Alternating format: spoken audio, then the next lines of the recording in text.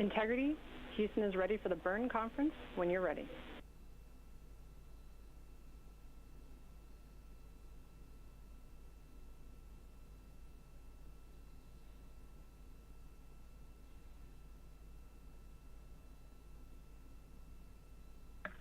Okay, we're ready on board. Go ahead. All right. The final burn plan has been uplinked. It's on board. We have no new vehicle statuses. I have 3 deltas to the burn pad, referencing burn pad with UTC of ground generation, 92 days, 17 hours, 40 minutes, 0 seconds. Let me know when you're ready to copy.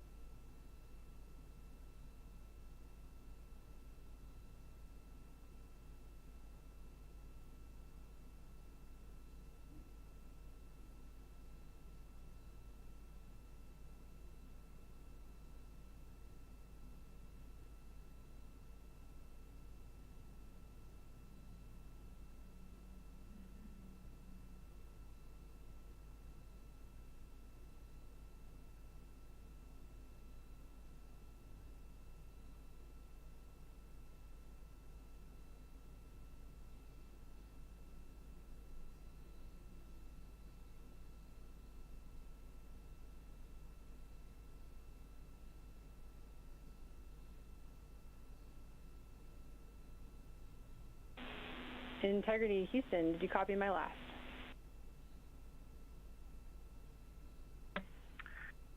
Yeah, we did. Well, we copied you talking about the UTC time. We called you, but then didn't hear back, so I'll just start over. We are looking at UTC burn pad that we started with earlier today that we changed to V3. It's day 92 and time is 1740, correct? And we'll save that as version 4. That's correct, Jeremy. Are you ready for the deltas?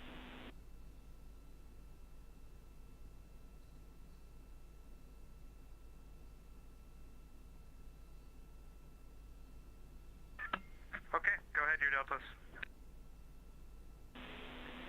All right, all 3 are in the guidance solution box. Delta V totes, 1276.3 feet per second. TGO, 5 minutes, 50 seconds.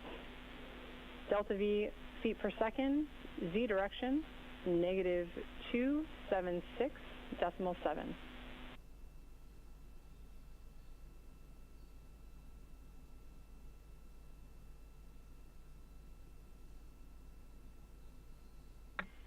Okay, we're going to take another second of TGO, and we changed the Z direction, and we got the new Delta V tote of 1276.3. Good read back. And if you can, we'll take a status of the crew power downs for the pre-TLI timeline block. Okay, power downs are completely, Chris. Copy, power downs complete. Do you have any questions for us?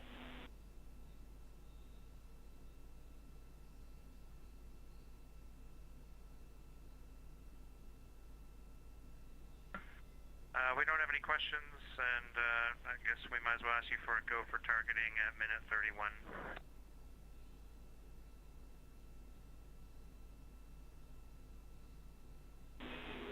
You are go. You can disregard that. We'll just verify and initiate. You are go. That's exactly right, Jeremy. Expecting that to happen automatically.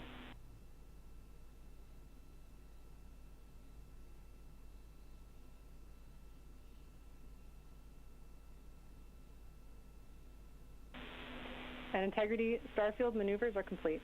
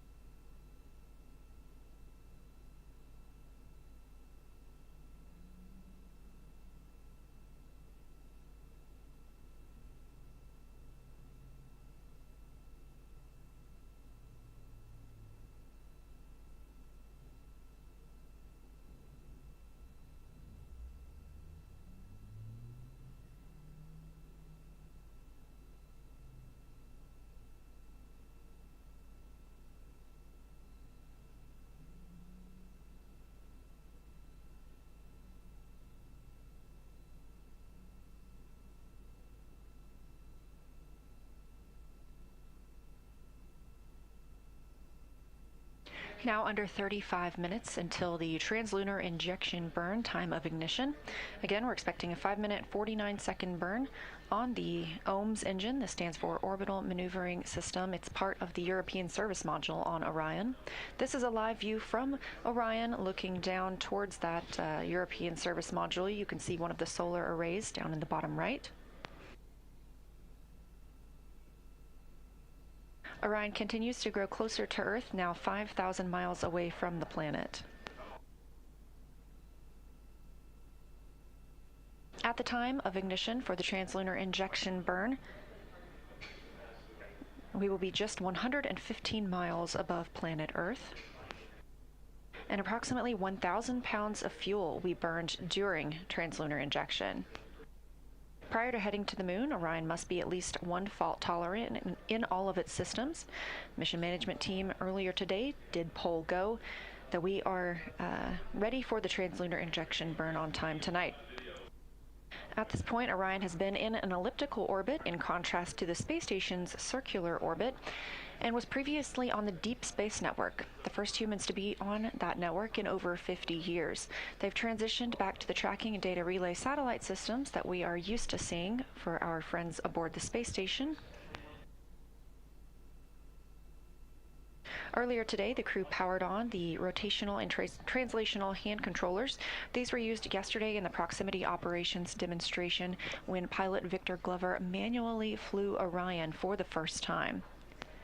Powering these on allows them to serve as a backup in case the burn didn't last as long or put us in the proper phase. The crew would be able to command small burns from the OMS engine on the service module in order to maintain a proper attitude. But all systems are looking good ahead of translunar injection burn, again scheduled for 6:49 p.m. Central Time.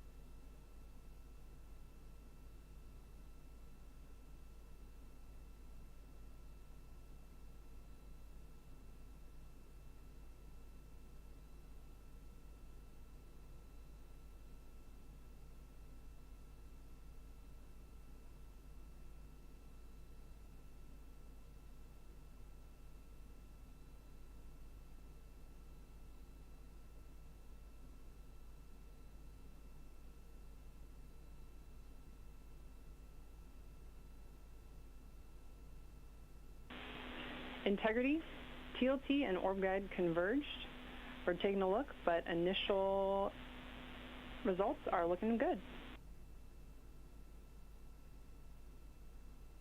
Okay, we're just comparing values right now.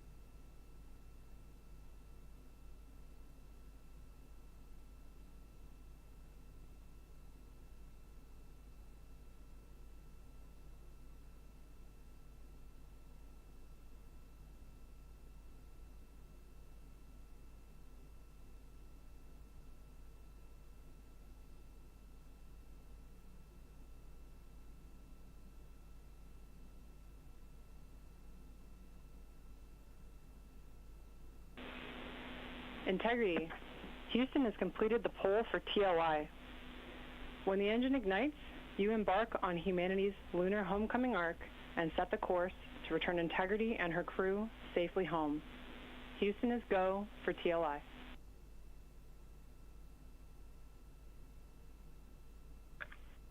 Integrity copies, and your Integrity crew is go for TLI.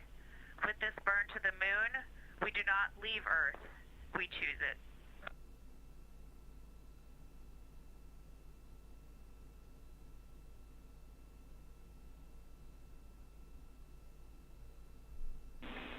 Integrity copy. Thanks for those beautiful words.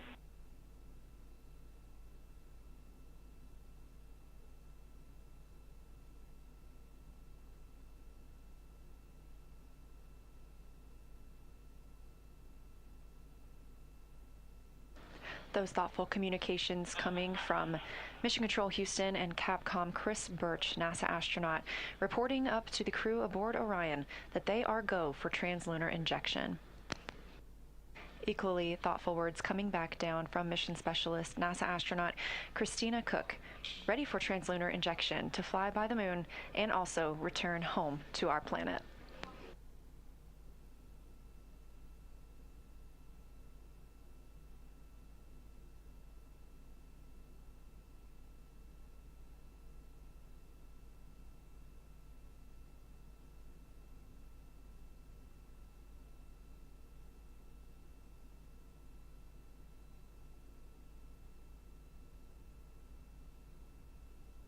We're now 27 minutes until the time of ignition for the translunar injection burn. Orion now only 3,700 miles away from Earth. Again, that'll... Integrity, we've finished verification of our onboard targets. They look good.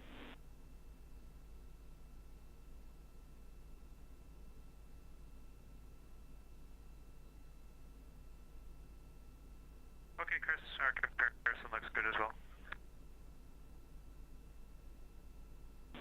We copy.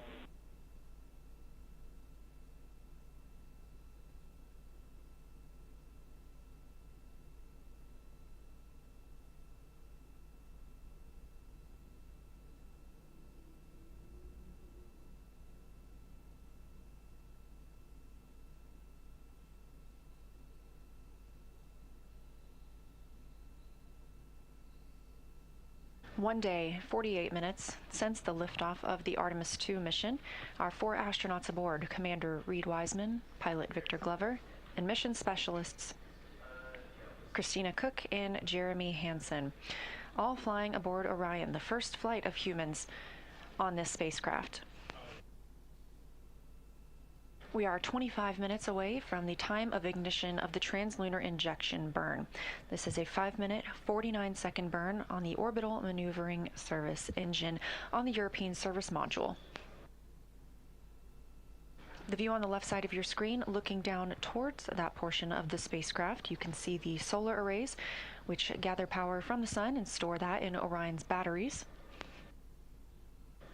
The spacecraft now 3,400 miles away from Earth. That'll continue to decrease until the time of ignition for translunar injection, when the spacecraft will be just 115 miles above our planet's surface.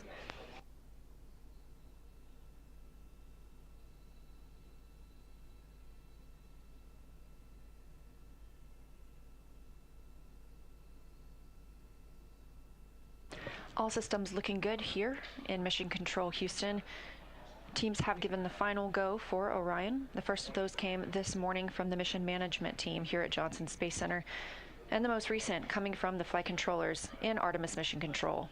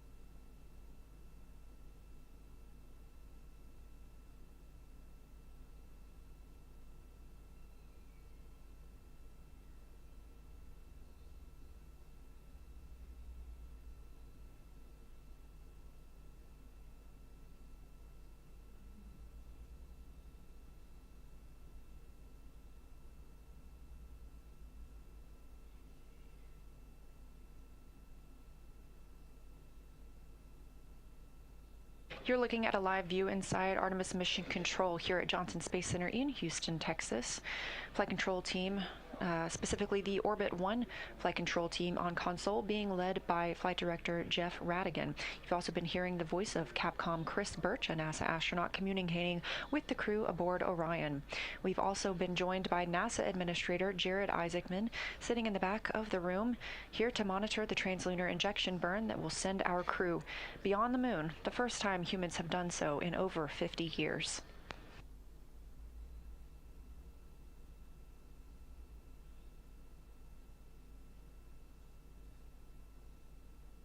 Orion is now under 2,800 miles away from Earth.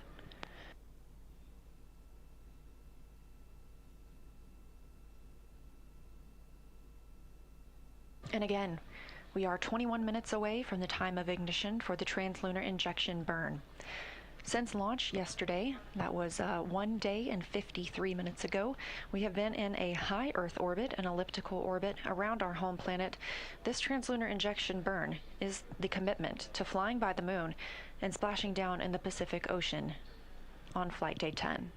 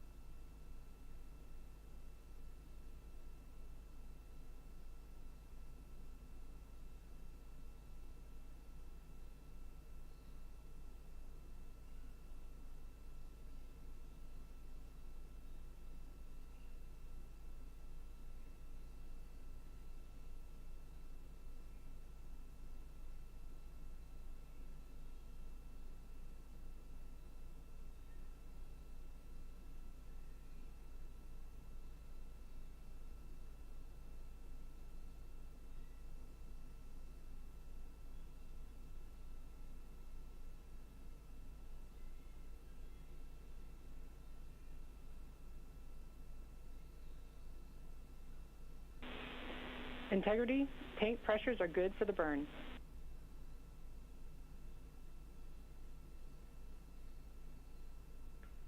Integrity copies.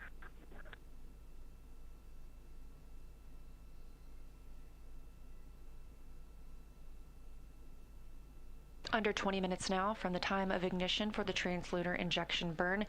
Teams on the ground reporting good configuration of the Orion spacecraft.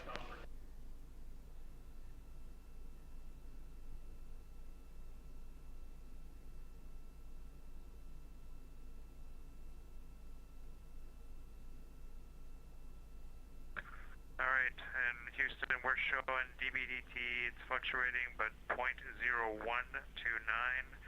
and as it's still going positive up to 0.005.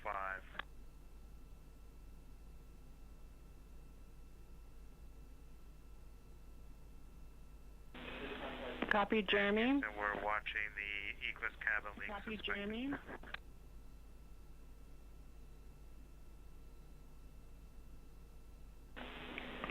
Jeremy, we see DPDT stable. We want you to continue to monitor. Continue to monitor via procedure number 2.1.0. I did notice a change in the fan speeds just prior to that.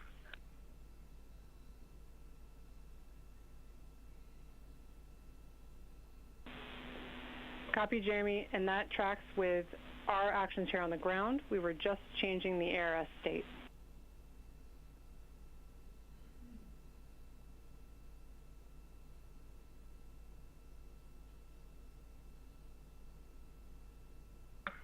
Okay, we will continue to monitor this as well with you in parallel, and we'll keep progressing with the burn.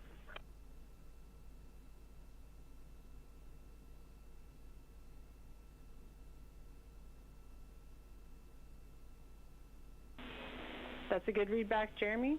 We're following along with you.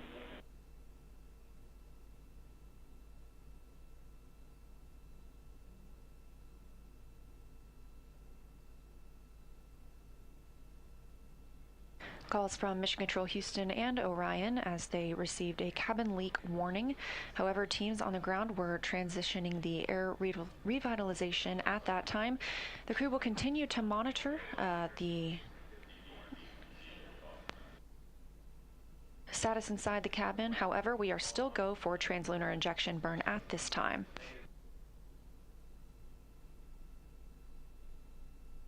The solar array wings are in motion ahead of this burn. We position the solar array wings so that there are no loads imparted on them during the burn, keeping them safe from damage.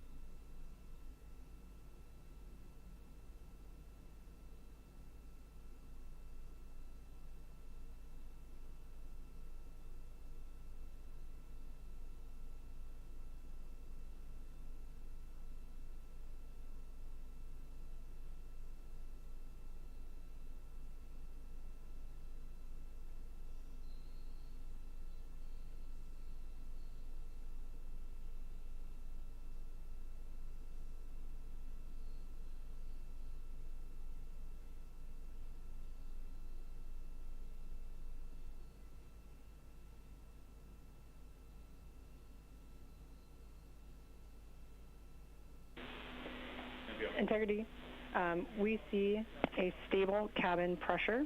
We believe that this is associated with commanding we were doing for ARS, and we will be doing some suspected leak cleanup actions after TLI. For now, we are continuing to press for TLI. Okay. Crew's feeling good about where we're at right now. That is all tracking, and we are go to continue. Houston copies. Thanks, Jeremy.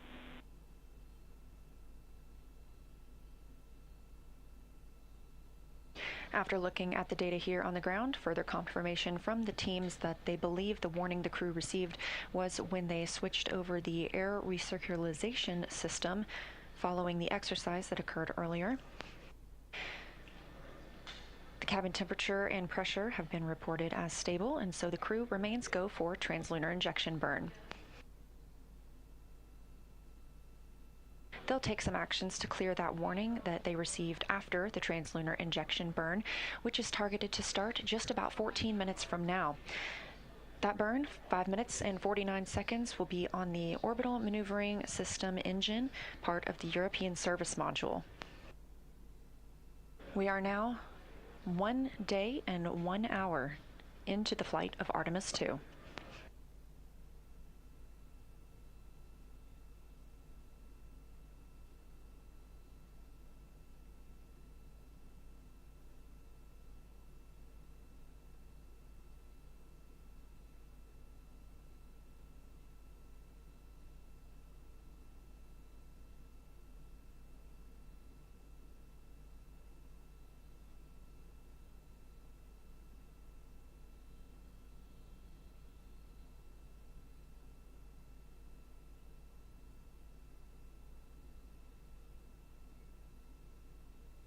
"13 minutes from the time of ignition, Orion just about 1,300 miles away from the Earth's surface. Integrity, maneuver to burn attitude starting in 2 minutes.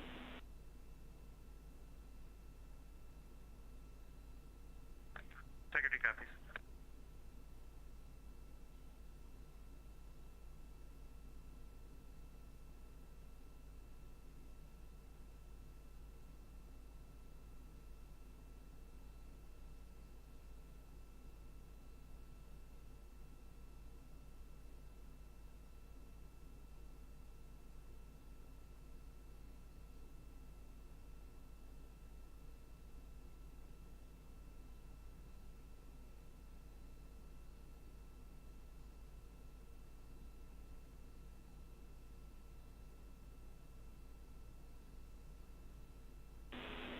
Integrity, saws are configured for the burn. Copy, saws. The calls you hear in Mission Control Houston coming from Capcom NASA astronaut Chris Birch up to the crew aboard Orion. The solar array wings have been configured into the position for the burn. They are moved forward up toward Orion and away from that orbital maneuvering system engine. This protects the solar arrays during the burn, keeps them safe from any loads that may be imparted from the thruster as it fires. Again, coming up on 11 minutes until the time of ignition, and we are standing by for Orion to maneuver into the burn attitude.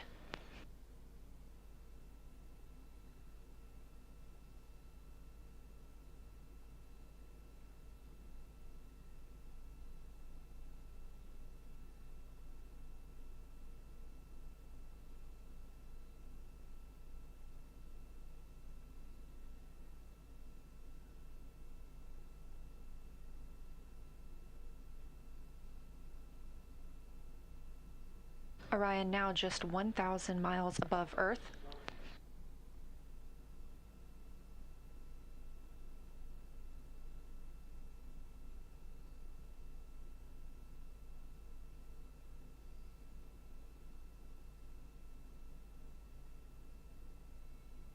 Just over 10 minutes until time of ignition for the translunar injection burn that will send Orion beyond the moon and commit us to a splashdown in the Pacific Ocean on flight day 10.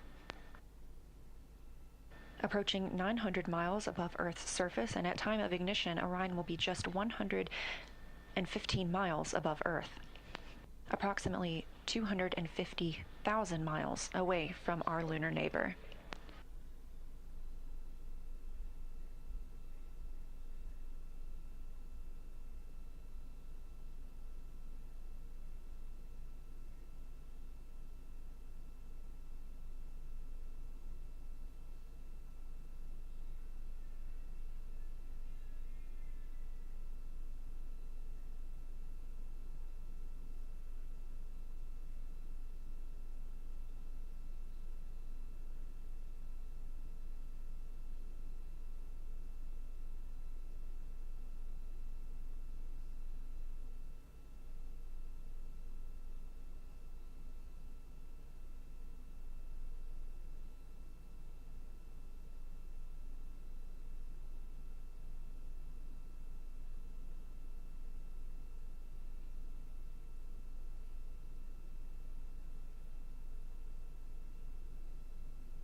Quiet here in Artemis Mission Control at Johnson Space Center in Houston, Texas, as we approach the translunar injection burn. Less than 9 minutes away from time of ignition of this 5-minute, 49-second burn.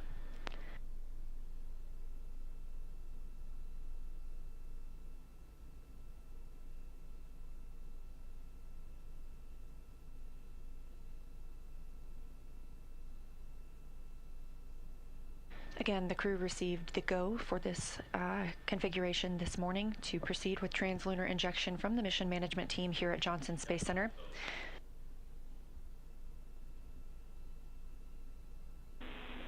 Integrity, roughly 1 minute left in our maneuver to burn attitude. Okay, we show the same.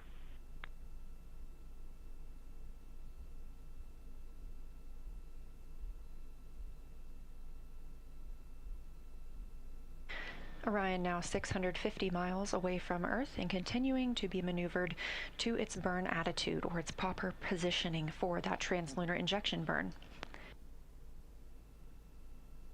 All flight controllers here continuing to monitor their systems, and everyone remaining go for our journey to the moon.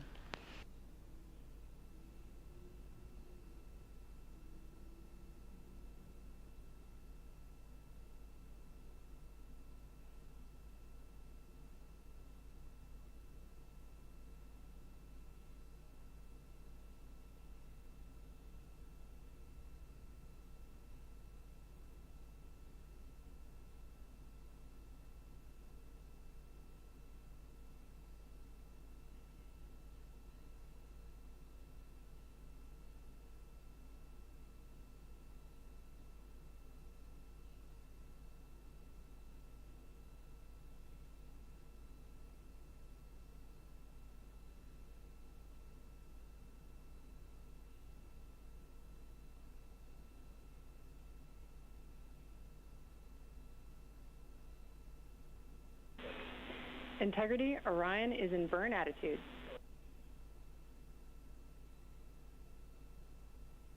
Okay, we show the same.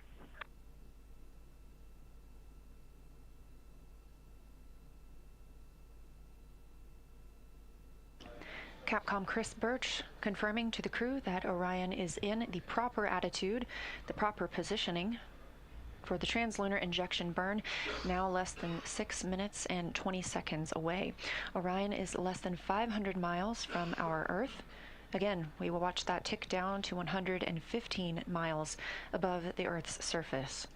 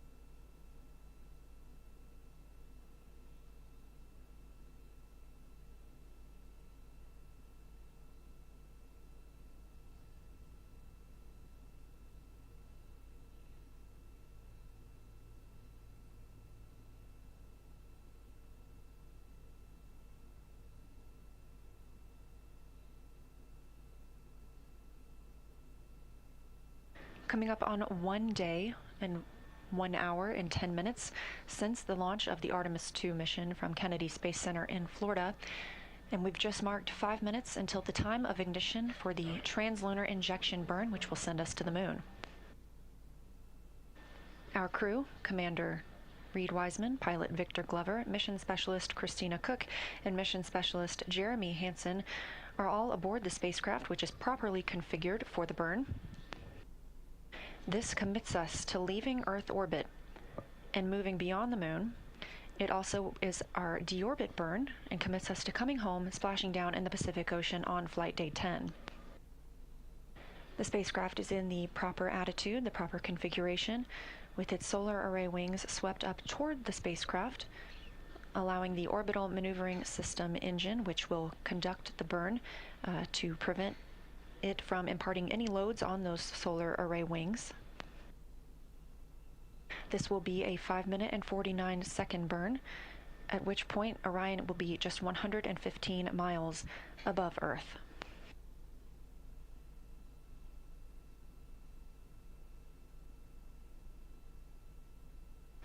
It remains quiet here in Artemis Mission Control at Johnson Space Center in Houston, Texas, as teams continue to monitor their systems.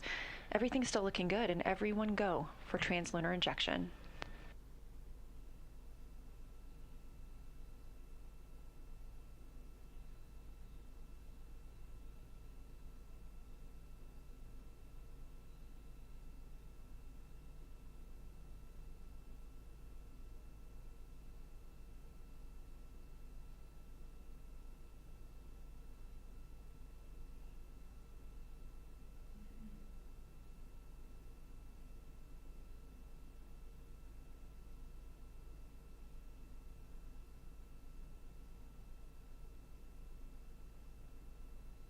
Three minutes now until the time of ignition for the translunar injection burn.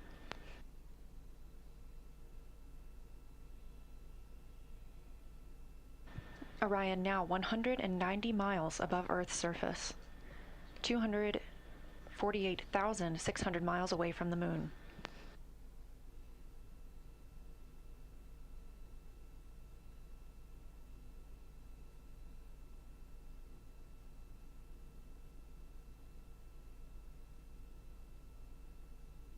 Continuing to hear good reports from the flight controllers here, Artemis Mission Control in Houston.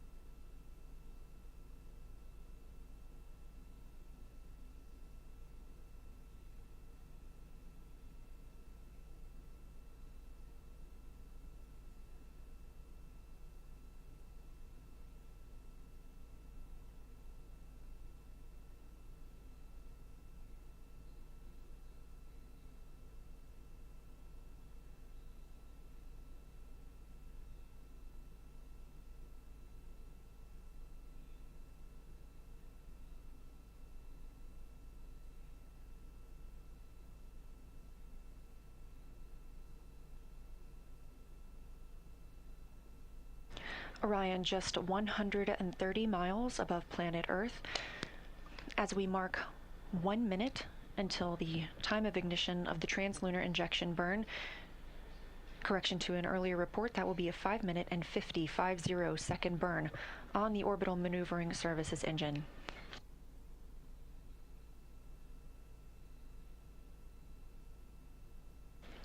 Mission control is go, the crew is go. You're getting a live view from Orion now of Earth.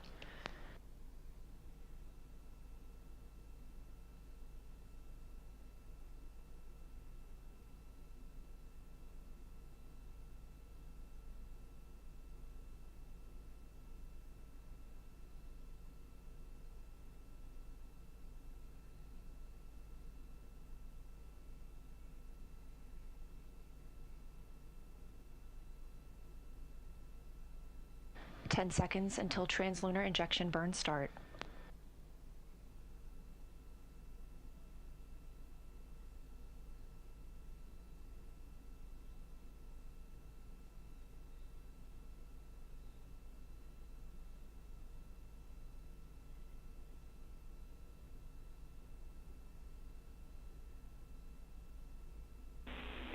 Integrity, good engine, good control. We show the same. Feels great up here.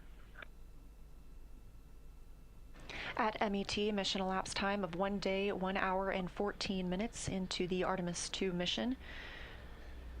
As Orion was flying 115 statute miles above Earth and 247,600 miles away from the moon, we have the start of the translunar injection burn that will send the crew around the moon, the first humans to do so in over 50 years.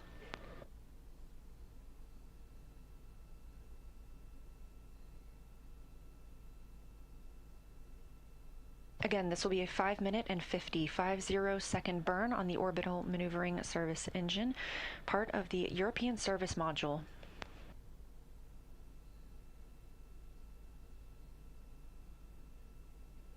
Continuing to hear good calls here from Prop in Artemis Mission Control in Houston, Texas.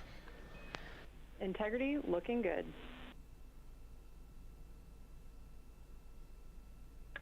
Integrity copies.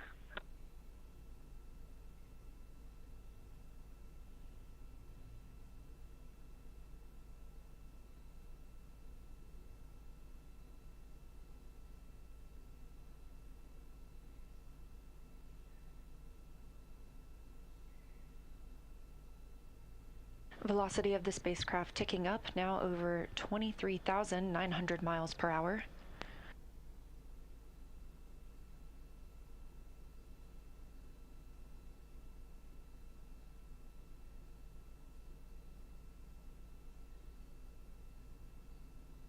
Two minutes into this 5 minute and 50 second burn. Continuing to get good calls here in Mission Control Houston from all flight controllers. Integrity, we copy the enabled caution, no crew action. Okay, integrity copies.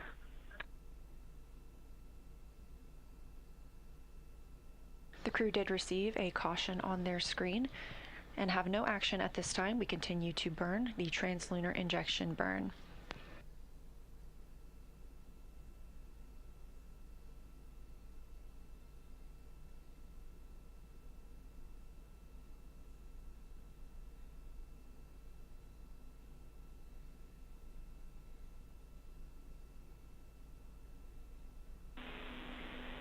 Integrity, similar caution, no crew action. Integrity copies.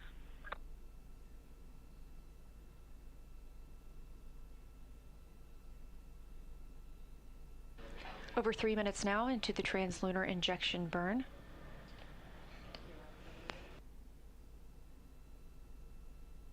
These live views coming from Orion as it looks back on Earth, leaving high Earth orbit and beginning its journey to the moon. We are now 230 miles above Earth, 246,500 miles away from the moon.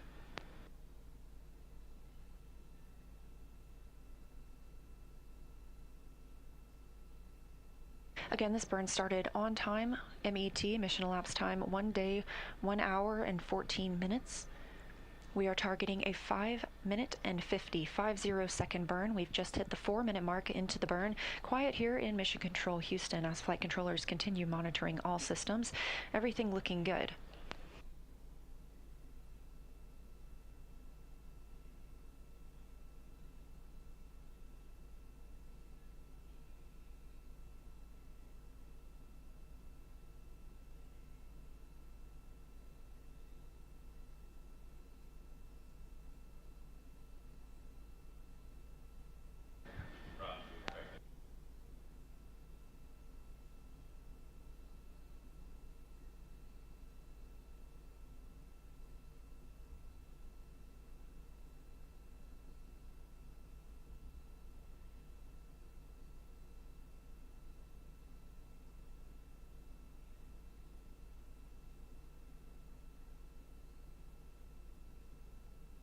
We have 1 minute left in the translunar injection burn.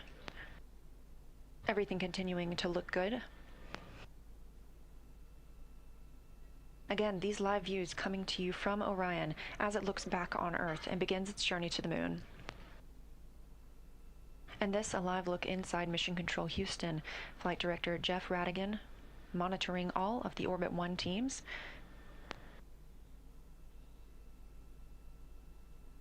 NASA Administrator Jared Isaacman has also joined us in the room to monitor the translunar injection burn.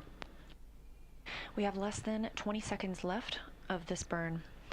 This is the final major burn for the mission because this also serves as our deorbit burn.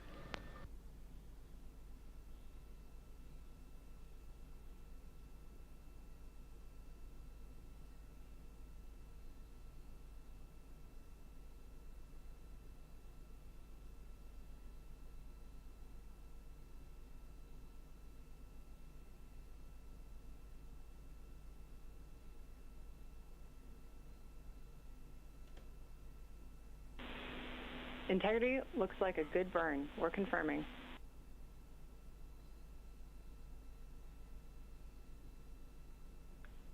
Integrity copies. Confirmation from teams here on the ground to the Artemis II crew aboard Orion. We have translunar injection burn cutoff and early reports that it was a very good burn.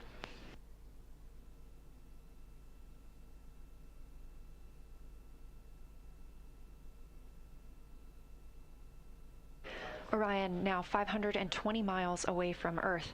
Just 5 minutes ago, we were only 115 miles above Earth's surface. That distance will continue to increase as we are now on a trajectory to fly around the moon for the first time in over 50 years.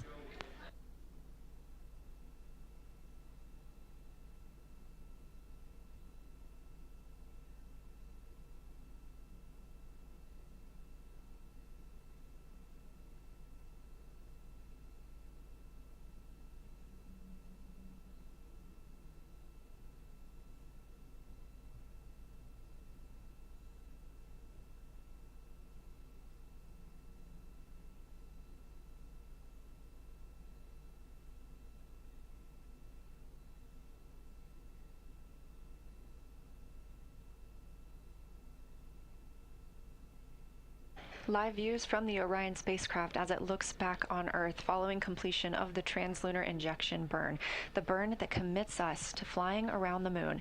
It also commits us to a return to our home planet on flight day 10 and a splashdown in the Pacific Ocean. But for now, these views of Earth as Orion starts its journey.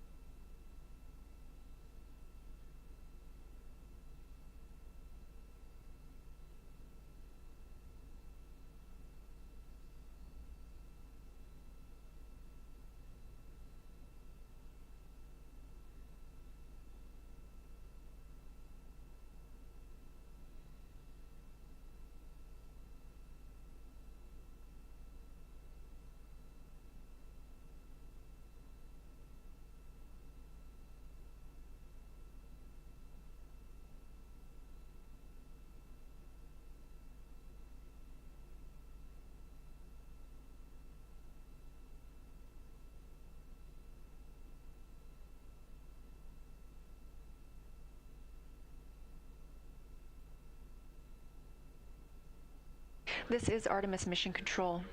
1 day, 1 hour, and 24 minutes since liftoff of Artemis II. We have just completed the translunar injection burn. Preliminary reports of a good burn. Again, this commits us to flying by the moon and coming back home on flight day 10. We're approaching 1,000 miles away from Earth. Just 10 minutes ago, we were 115 miles above Earth's surface.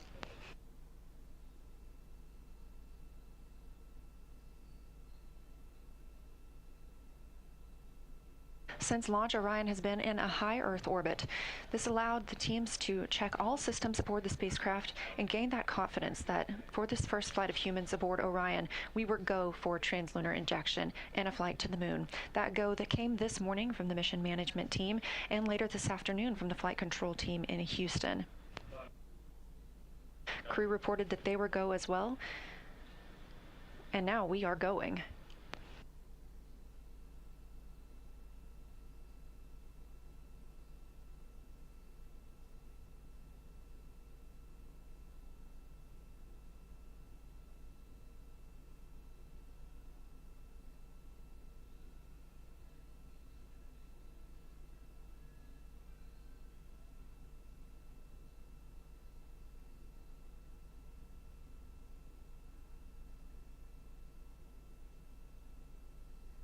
Teams in Mission Control Houston continuing to provide good reports on all systems aboard Orion. And Houston Integrity, we just wanted to share a little bit of the sentiment up here as we came around the planet, and we're zooming over just 100 nautical miles above it if you got a moment. Please, Jeremy, we are all ears.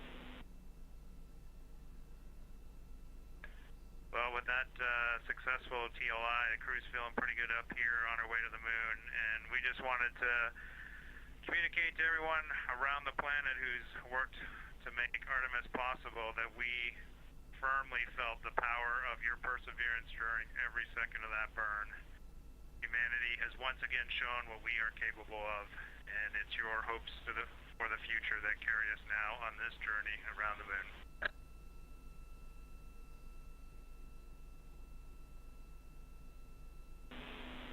Thank you for those words.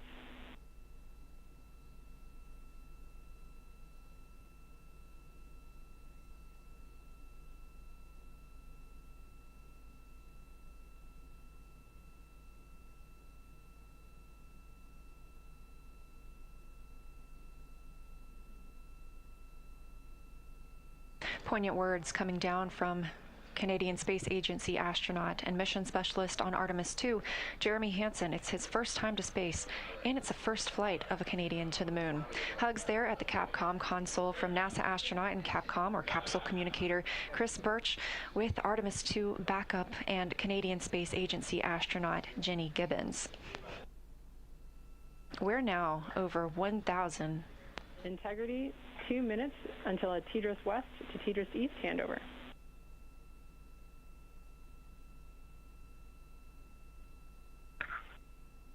Integrity copies. Now over 1,500 miles away from our planet, that distance continuing to increase.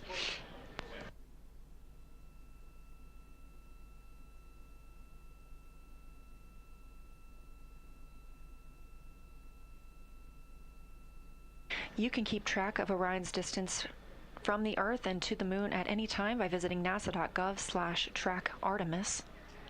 We are currently 242,800 miles away from the Moon and continuing to get closer. We will do so until flight day 6, when we make our closest approach during the lunar flyby.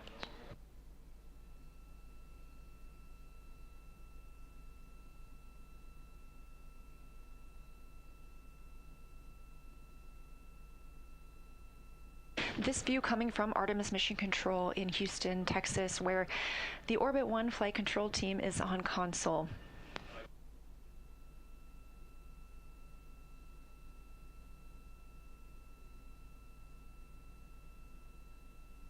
Team members continue monitoring the flight of Orion and the systems aboard the spacecraft. coming up on 1 day, 1 hour, and 30 minutes since the launch of Orion.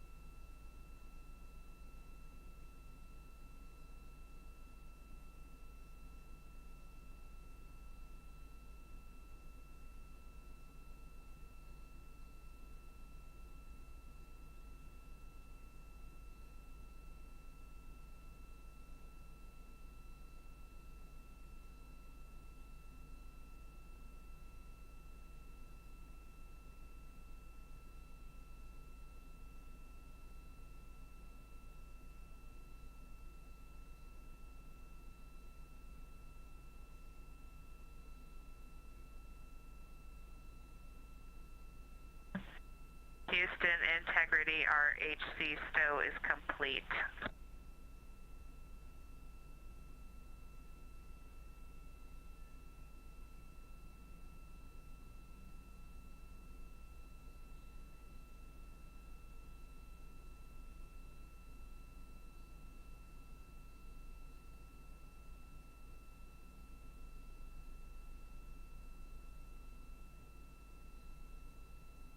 We recently heard a call that the Integrity, we copied. RHC stow is complete on Tidris East.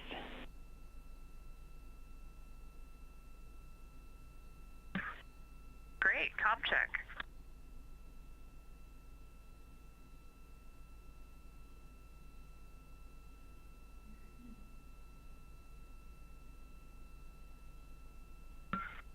Houston, integrity, we have lost DU2. It appears it may be power cycling with a DAC message of DU2 comm fail.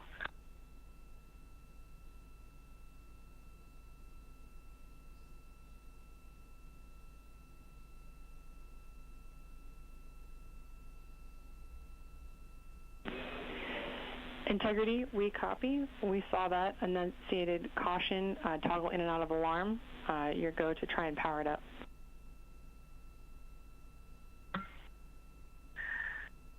Houston, it was in a power cycle after going down, and it has come back up. We are going to go ahead and understand the prop cautions are no action. They are recurring and going away a few seconds later. We'll stand by for any other troubleshooting words on DU2, but so far it looks like it's nominal.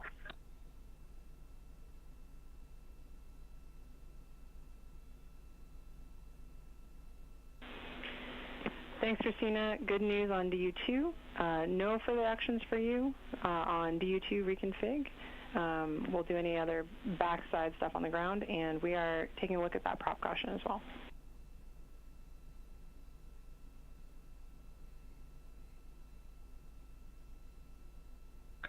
Copy y'all, and copy also the good comm check on Tidris.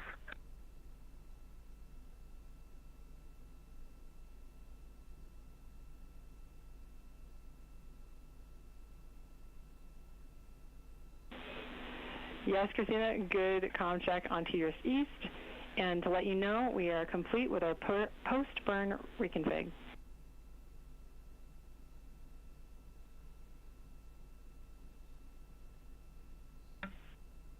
Copy all.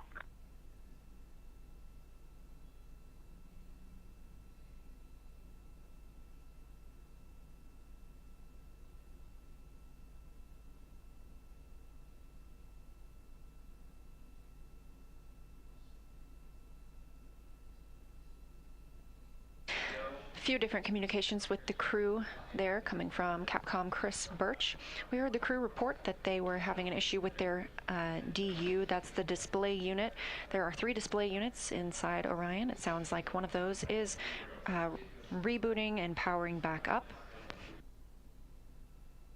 There were also some propulsion cautions that are being cleared.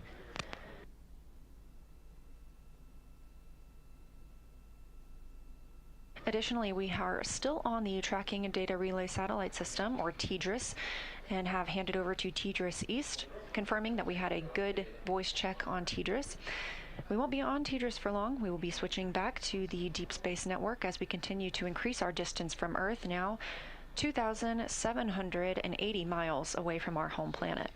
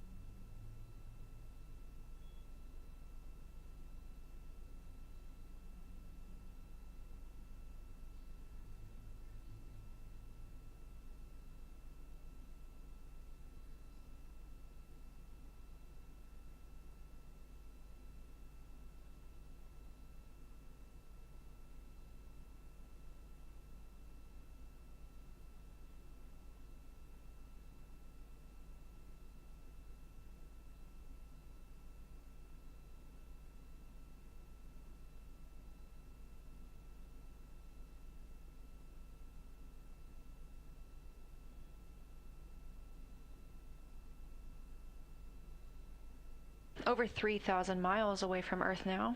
Integrity, we are maneuvering to the Earth viewing attitude.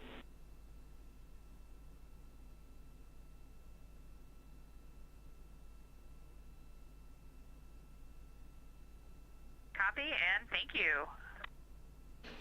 Orion is now being maneuvered into an attitude to allow the crew to be able to see the Earth as they depart it. Again, we are rapidly leaving our home planet and growing closer to the moon, now 240,300 miles away from our lunar neighbor. In about 5 minutes, we will transition from the Tracking Data Relay Satellite System as our primary method to communicate with the crew over to the Deep Space Network. They'll remain on the Deep Space Network all the way around the moon and until they return to Earth.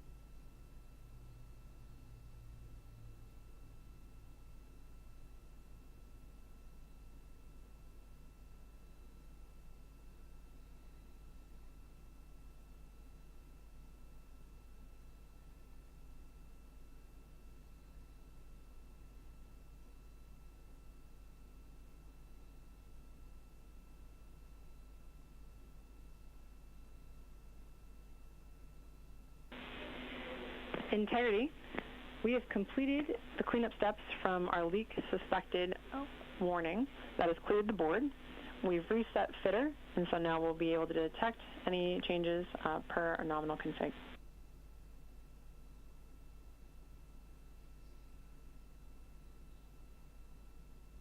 That's great news, Houston. Thank you.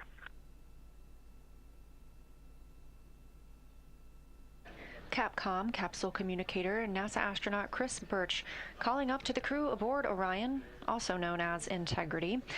There was a leak warning that popped up just before we got into translunar injection burn. However, it was quickly determined that this was due to the air recirculation system being transitioned into a different state.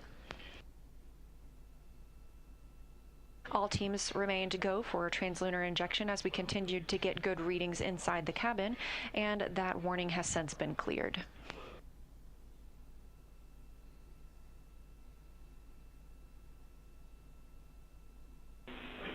Integrity, 2 minutes to TDRS East to DSN handover.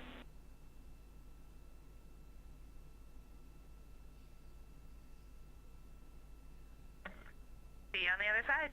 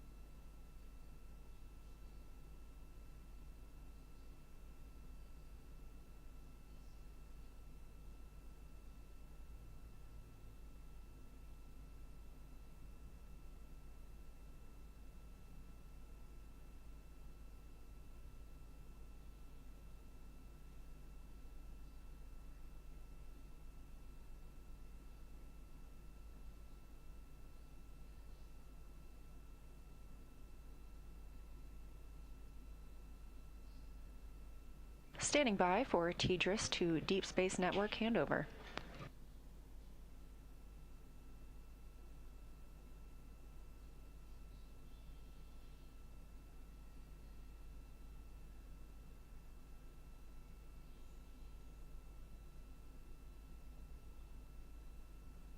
We're now handing over to the Deep Space Network and expect to hear some comm checks once the crew is on the other side.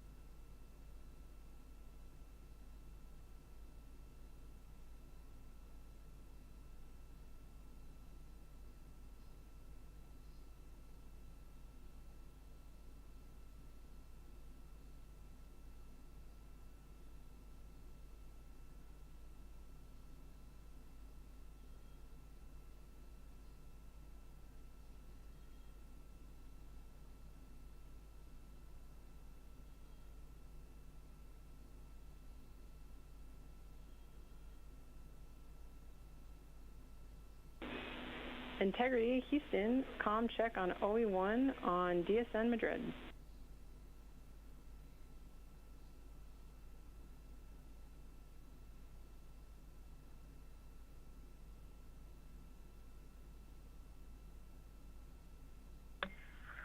We have you loud and clear.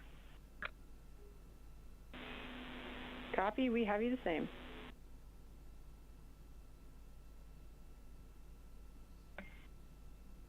And we are getting just a beautiful view of the dark side of the Earth right now, lit by the moon. Phenomenal.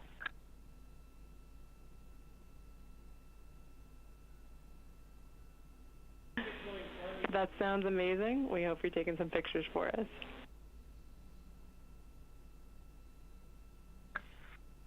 Yeah, none of us can get to lunch because we're glued to the window. We're taking pictures.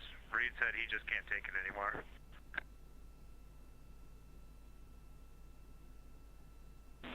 That tracks. Thanks, Integrity.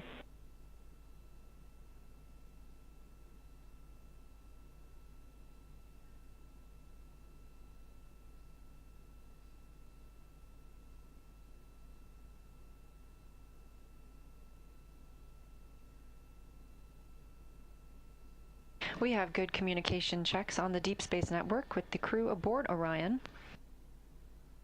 Commander Reid Wiseman, Pilot Victor Glover, Mission Specialist Christina Koch, and Mission Specialist Jeremy Hansen, having recently completed the translunar injection burn, are now on their way to the moon. The Orion spacecraft was oriented so that they would be able to see out the windows as they departed Earth. We are now 4,687 miles away from our home planet, a number that's continuing to grow and will do so until we fly by the moon on flight day 6.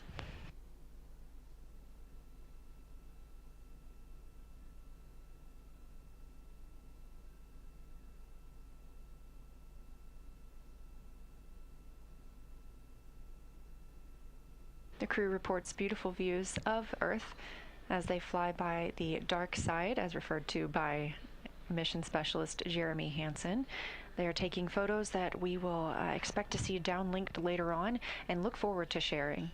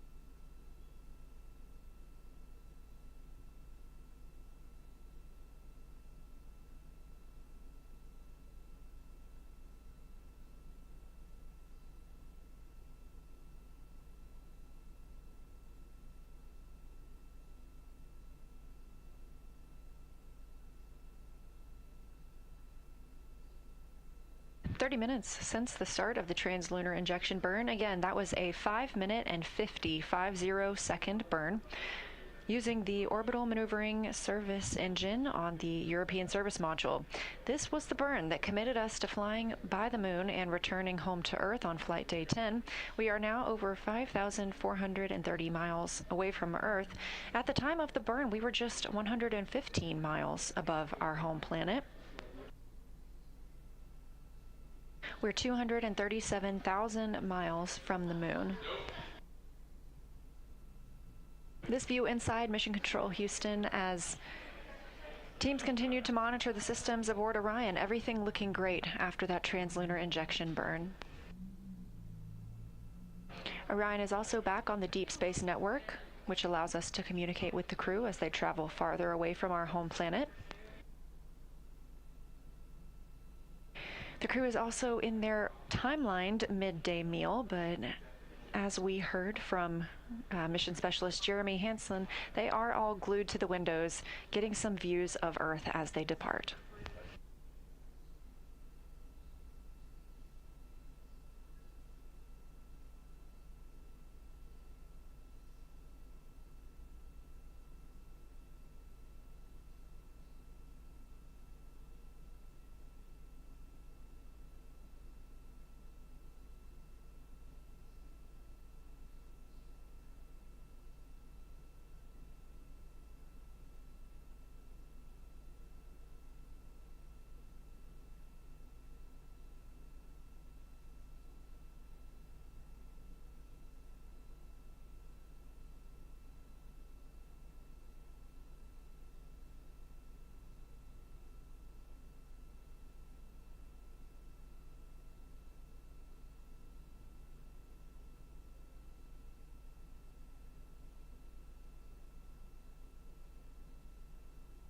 This view of visualization of Orion, you can access this at any time by visiting nasa.gov/track Artemis. This is called ARROW, the Artemis Real-Time Orbit website.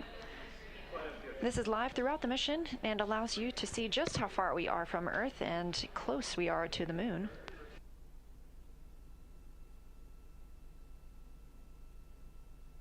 It's now been 1 day, 1 hour and 50 minutes since liftoff of the Artemis II mission.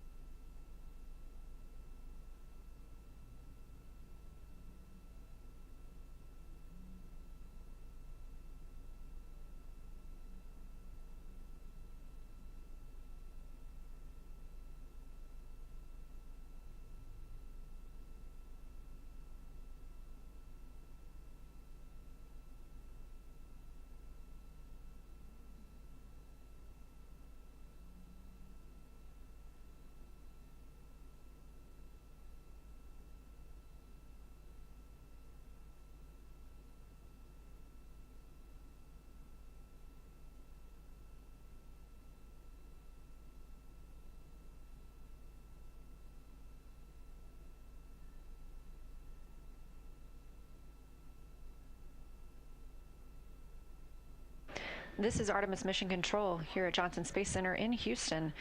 We are on our way to the moon after a successful translunar injection burn.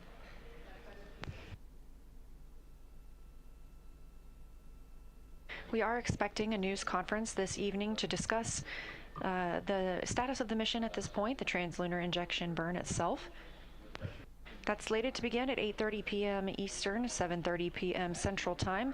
It may get a bit of a delayed start. Integrity, for your information, the PCL pointer is set to slot 2 for post-TLI.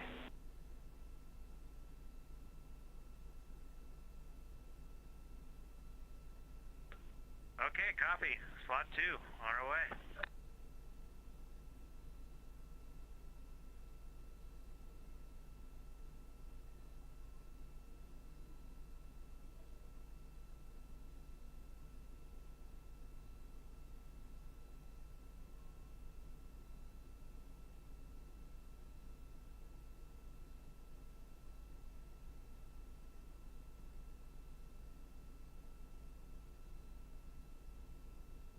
Again, as I was mentioning, we are expecting the news conference to start momentarily.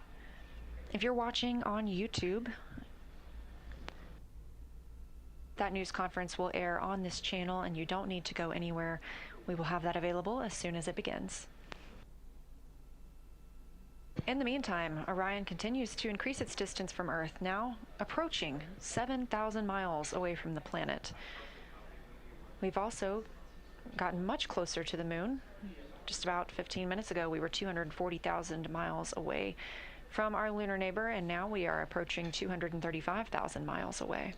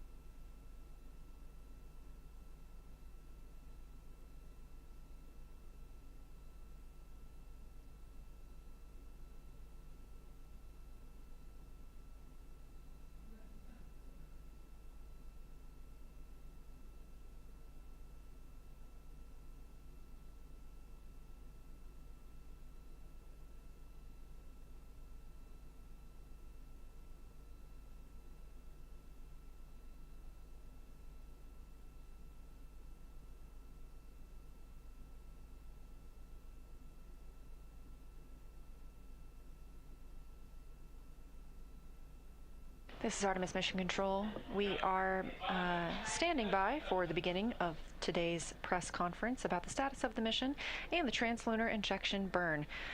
Completed that 5-minute and 50-second burn. Right on time and put us in the proper position to fly by the moon on flight day 6 and return to Earth on flight day 10.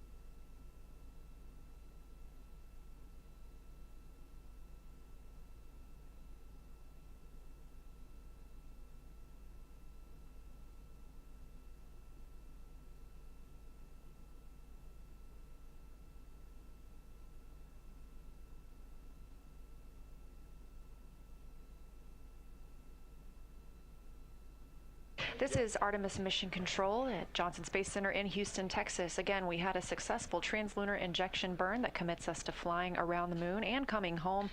Our crew of 4 aboard Orion in their midday meal. And here on Earth, we are standing by for the start of our news conference about the status of the mission. If you're watching on NASA's YouTube, you don't need to go anywhere. We're going to bring that to you right here, and we'll be here in Artemis Mission Control.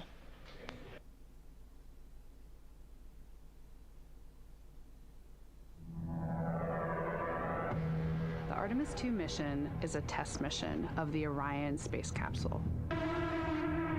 Artemis II will be the first time we put humans on this rocket. We're going back to the moon because it's the next step in our journey to Mars. We were always going to the moon. Pushing ourselves to explore is just core to who we are. That's a part of being a human. And liftoff! We shall return. Continuing to test out every bit of Orion. Coming back to Earth, 7 miles a second. When humanity sets big goals, we can bring together genius from around the world. You have the best people on planet Earth putting this vehicle together. That's what's up. To innovate for the benefit of humanity and to inspire the world through discovery. And here we go.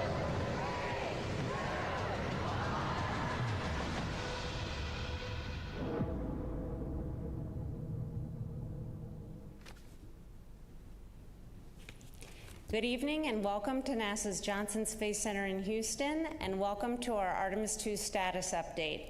I'm Rachel Kraft with NASA Communications, and I'm joined by several NASA managers this evening to talk about our recent translunar injection burn to send 4 astronauts on the Artemis II mission to the moon, and about how the test flight is going overall.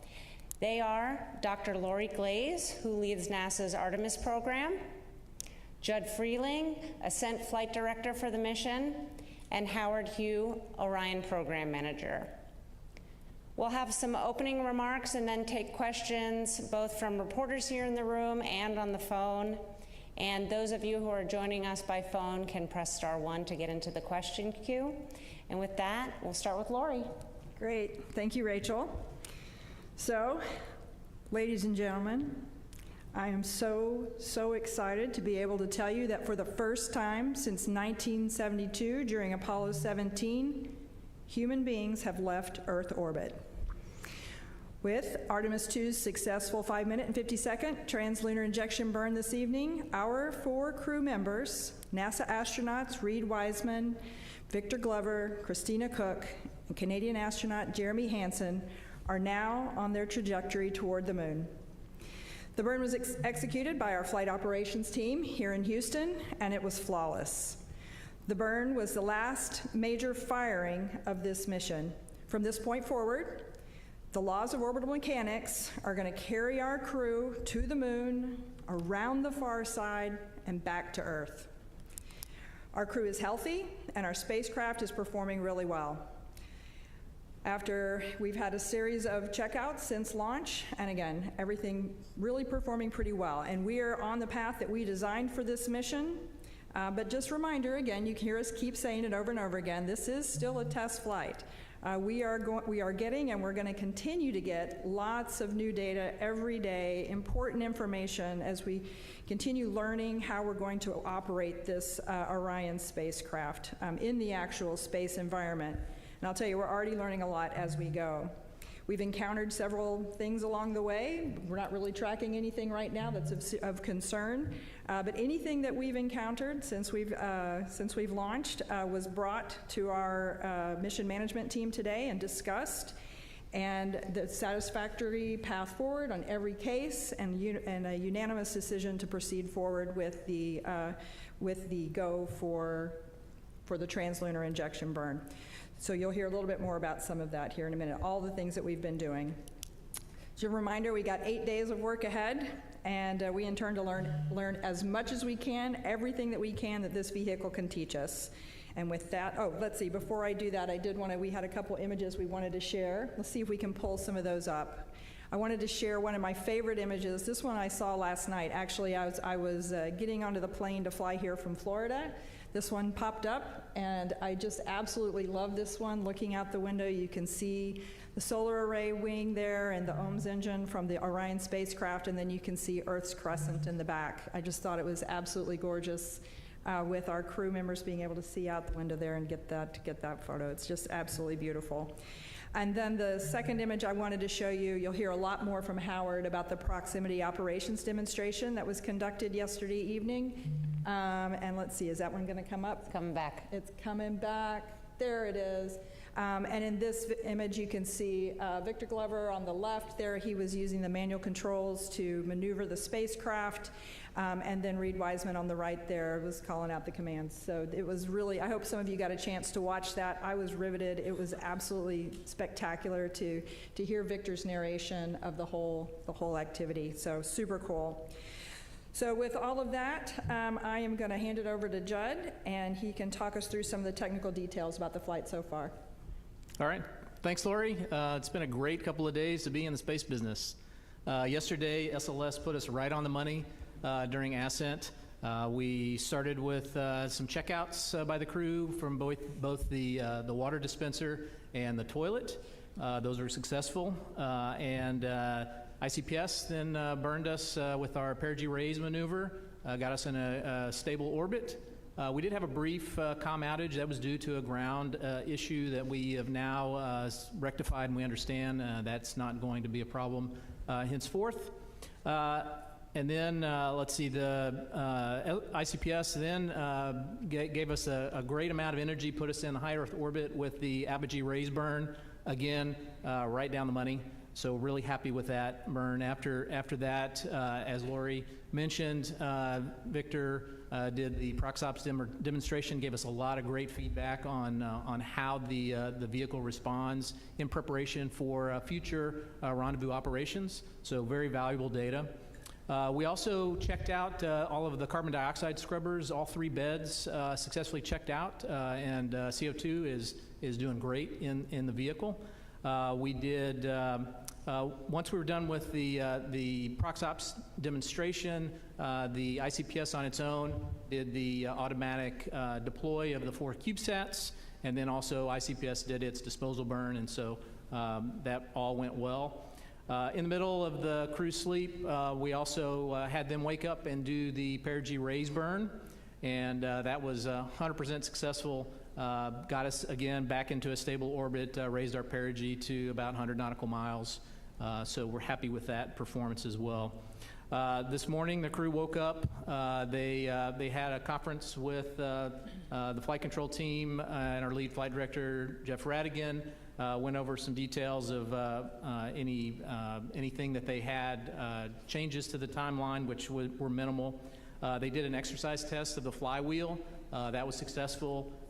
Reid reported that it was exactly like training. His arms are really tired, and he got a great cardio workout. So we took some samples of what the carbon dioxide was while we were doing exercise, and that was all great as well. And of course, just a little under an hour ago, we did the translunar injection, which sets us up for the free return around the moon, and also for splashdown in San Diego. So with that, I'll hand it over to Howard to give you some more details on the Orion.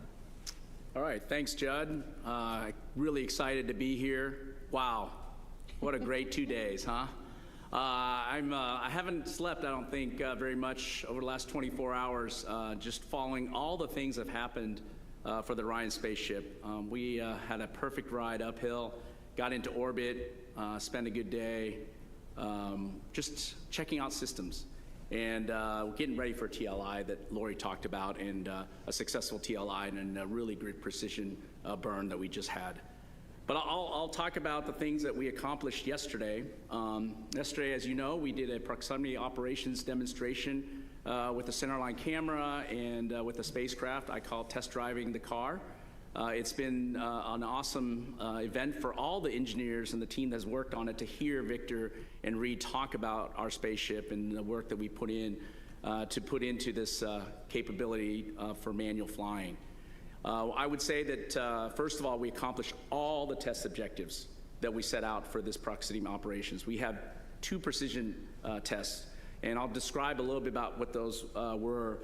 But I'll send with a picture first to show you and describe. This is a very close-in picture, these three pictures. On the, I guess, upper left of the picture is our centerline docking target right in the middle. It's a standoff cross that you'll see. It's a 2-foot wide target. This is the target that we're going to use for future missions. So this is the exact flight configuration that we would use. So it was really important that we got that on the interim cryogenic propulsion stage. So we were able to get that on that stage, and what we do, as I describe it, is as we separate from the ICPS, we do a backflip, 5 degrees per second, and we back away all the way as far in this demonstration was about 400 feet. And that back away scenario, that allows us to have a good standoff understanding. We're pretty far away, not this picture, but I'll talk a little bit about where this is going. Then we start doing what I call course manual piloting. And this allows, and you might have heard this, what Victor was doing was basically moving side to side with the spaceship, up and down, and then doing the rotation pitch, roll, yaw, making sure that the response from the spacecraft and the performance is what he's seen. And the reason it's course is because you're so far away at 400 feet that you want to make sure you have big maneuvers so you can see the target going out of your field of view a little bit, okay? So that's what we did at the initial part, and then we slowly started coming in and approaching the vehicle. And that picture that you see in the upper left side is almost to 33 feet. It's about 40 feet away, I think. And that's where we will do what I call fine manual piloting.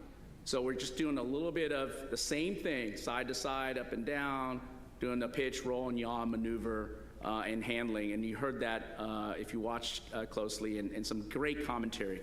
Especially, it was heartwarming to hear. I know I talked to some of our team members today, you know, to hear that how well their baby worked, you know, operating precisely.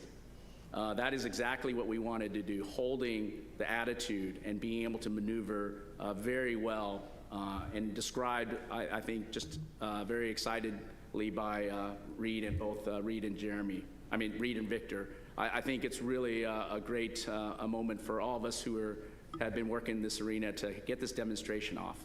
And of course, that wasn't the end of it.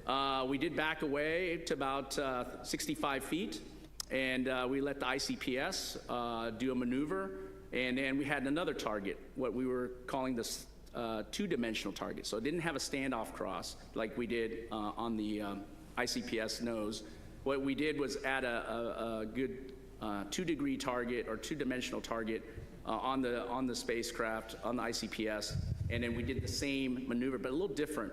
This maneuver was what we call 6-degree of freedom maneuver, where we were tracking and also maneuvering by rotating as well. So you're translating and rotating at the same time, and that allowed you to have a different characteristic of the vehicle performance in a manual piloting approach. And we were also able to go to this 33-foot range. So really important demonstration of both the fine and coarse handling of the spaceship for future missions as we go forward. And that was something that we wanted to make sure we brought down some risk.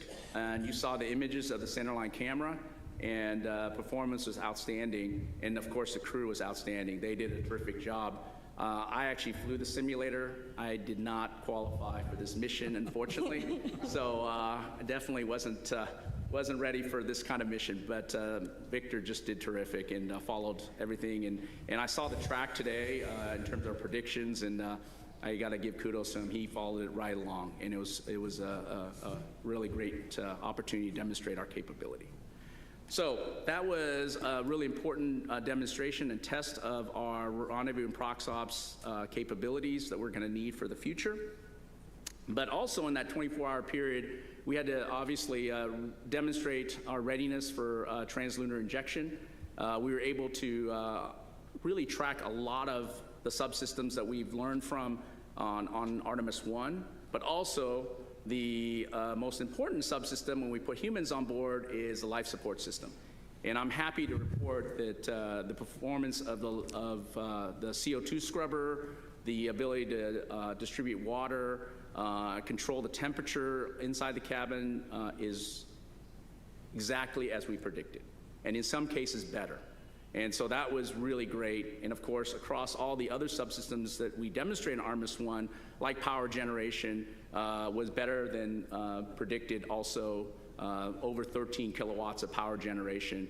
And our ability to control, like I said, the inside cabin and control the temperature across all the parts of the spacecraft was right on and nominal. So that was really good to see. And of course, we were ready to execute the TLI burn today, and our guidance navigation control system was ready to go and demonstrated through this burn its ability to handle this type of burn and the precision that's needed to take us to the moon and come back into Earth's atmosphere. So really great overall demonstration of the proxops, really great demonstration of the core subsystems that we have on board the spaceship that's required to execute the rest of the days of this Artemis II mission. And finally, I would say that we had, I would say, really great opportunity to just understand our overall performance across all these subsystems and making sure that we're ready to commit the crew to a safe journey to the moon and back. And we demonstrated that over the last 24 hours. We were able to, as Lori said, have a mission management team review of that and determined that we were go for TLI. And I'm just really happy that we're headed to the moon. Thank you. All right, it's time now for questions. We'll start here in the room, and then we have several on the phone. A reminder, please raise your hand if you're here. We'll have a mic coming around. And then if you are joining by phone, *1 can get you into the question queue. And we will begin in the room here. Let's come around with the mic here in the front. Yep. Thank you very much. Tarek Malik with Space.com, and I think it's for Howard. You know, the TLI seemed to go quite well, although I guess there were some reports of a couple of caution alarms that the crew reported, and then the mission control said, you know, it was not to worry about. And I'm just curious what those alarms were, or those caution lights were, and you know, how they were, I guess, set aside so quickly. Thanks. Okay. I'll let Jed maybe give some highlights there. Yeah, so about 15, 20 minutes before TLI, we had a couple of nominal reconfiguration changes of the atmosphere revitalization system, the cabin fans. And when we were moding those to a different mode, the fan speed change caused the cabin sensors to dip below the caution limit for just a bit. And of course, that rang an alarm that was a suspected cabin leak. That was a false indication. And so we quickly knew that there was no leak. We knew that there was just the sensors dipping low pretty quickly. Additionally, there were some RCS, reaction control system, SM manifold messages that we had been seeing previously. Essentially, whenever we're using that system, there's a pressure sensor divergence. And we've seen that before, and so we knew exactly what those signatures were. So again, not an issue at all. Eric. Eric Berger, Ars Technica, and just congratulations. So far, it's been spectacular to behold all of this. I guess two questions for Howard. You know, first of all, quick question: were there any thruster issues during the ProxOps demo? Any sort of outages or concerns with that regard? Did everything perform nominally? And then does the performance in Victor's piloting during that exercise give you confidence in Orion's handling for the maneuvers contemplated in Artemis III with one or two of the HLS? Yeah, no issues with the thrusters. They perform nominally and the performance is excellent. Relative to, you know, future confidence, you know, this gives us a lot of confidence in terms of close in. I've talked previously about being on the docking axis. It's very important for the crew because unlike Orbiter, where we were able to have situation awareness from the windows, when we approach closely, we are very dependent on the cameras and the LiDAR that will be on Artemis III and above for our relative navigation. And so this was a really good exercise of that. And of course, you know, hearing the crew in a preliminary way through verbally, but we'll look at the data very closely and get the post-flight report from them. in detail. I think at first indication that the vehicle performed better than obviously they expected. And I think, you know, for us, it was really a good understanding of how the human-in-the-loop part worked. We know precisely what our capabilities are when we have automated capability, but having a crew in the loop and demonstrating their capabilities and being able to hold and be able to execute a translational and rotational maneuvers and being able to do that precisely is really outstanding. And I look forward to them coming back home, telling us all the nuances. I'll be sitting in hours with them and questioning them on how they felt about it and what the responses were based on the pulses they put in. But yes, it's very, very heartwarming to hear that from the crew, and of course, even better to get the technical data and play that forward. Go ahead. Mark Kirkman with NSF. This is probably for a combination of both Judd and Howard. Now that we're committed with TLI, during translunar coast, the attitude you're going to hold, what are the out-the-view windows for the crew? Are they going to be, what are they going to be able to see Earth with regard to Earth or the moon? And also, prior to the flight, you were talking about based on TLI, what they would get to see when they do the close observation. It was based on the sun angle of high, medium, or low. What did we end up getting based on the launch day and the TLI that we're in? And if you don't mind, just based on what he said, I'd like to follow up with Howard. It sounds like, based on what Ike said and you said, that the handling qualities, tight, deadbeat damping, that this is better than you predicted. Is that a true statement? You want me to start first and go ahead. talk about that? I would say that, you know, predictions are hard. There's a human in the loop kind of element, and we practice that. So I would say, yes, definitely maybe better than we anticipated in a lot of ways, because there's variations by which we go into space. On a closed loop control system, for guidance navigation control, when you have an automated system, you know precisely and you predict exactly how the system will respond. The crew is well trained, and Victor did exactly what he needed to do, and the spacecraft responded. As far as where the vehicle will be pointed, most of the time we spend in a tail to sun attitude. So we take the back end of the vehicle, point it towards the sun, and so whatever the geometry is, you know, that's what you get. We sometimes have the advantage when we have good power balance. We can move the solar arrays that have cameras on the end, and we can move those around and see what you know, look back at the Earth or look forward at the moon. Also on you know, flight day 6, whenever we do the lunar closer approach, we'll change attitude, make sure that the crew has those views of the lunar surface. As far as the lighting of the moon, this was a lower lighting day that we launched. I think it was in the 20 to 30%, 20% lit you know, area. So we'll still get good you know, shots from the crew. We'll still get great descriptions, you know, from their, you know, Mark I eyeballs. But you know, I mean, we're going around the moon, so that's the main thing, right? I mean. Okay, we'll take 2 more on the end here, and then we'll go to the phone. So go ahead, Jackie. Hi, Jackie Waddles, CNN. Quick question for Howard. I know Victor said that he was going to give the Cooper-Harper rating scales during the prox ops. Are you able to share those numbers? Just curious to know how it handled. And then also would love to just ask a general question about the crew, how they're adjusting to orbit.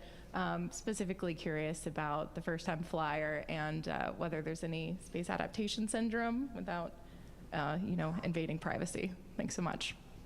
Yeah, I'm sure we can share the Cooper-Harper handling qualities. I mean, we did assessments with the simulator, and we'll do it as part of this demonstration, and love to hear that feedback. I think we got some additional feedback, like I said, but look forward to that. Yeah, definitely. But I'll let Judd answer the other question about the crew. As far as the crew members, they're doing great. There's no indication that they're having any problems at all. So I don't expect that they're having any problems. Hi, Lauren Grush with Bloomberg. Thanks so much and congratulations again. I wanted to ask about the troubleshooting of the toilet that happened on that first day. Can you just explain to us what the issue was and how they fixed it? And on a priority scale, would you say this was a number one priority or a number two? So when we had always planned to wet the toilet with some water that we had pulled out of the PWD, the potable water dispenser, and it turns out, I guess, we didn't put enough in, and so the pump was not fully wetted, and so it has automatic fault detection in that if it's not fully wetted, it'll shut itself down.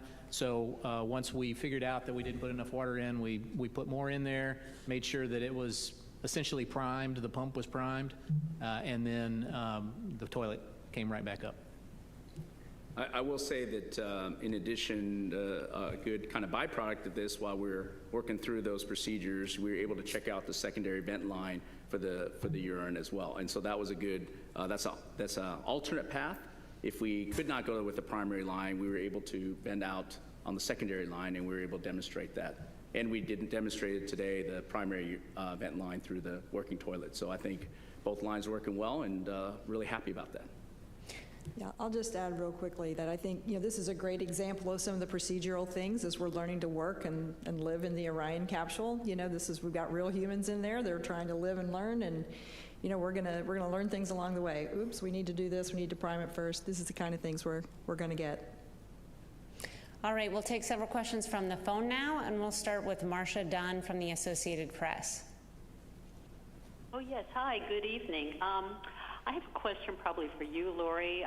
Could you just or anybody really, could you talk about the stress level in mission control prior to the TLI burn? I mean, were you really sweating it there? And now that that's done, do you have any new revised numbers for the lunar flyby distance? Do you still think the Orion's going to go 4,000 miles past the moon before turning around, maybe closer to 5,000? Any new lunar distance numbers from today? Thanks. Hey, Marcia, thanks for the questions. I'll let Jed speak to what the mood was like down in Mission Control. I was actually sitting up observing the room and listening in on the loops, and everything was, it seemed like it was going very smoothly. They always seem so calm and controlled down there in Mission Control.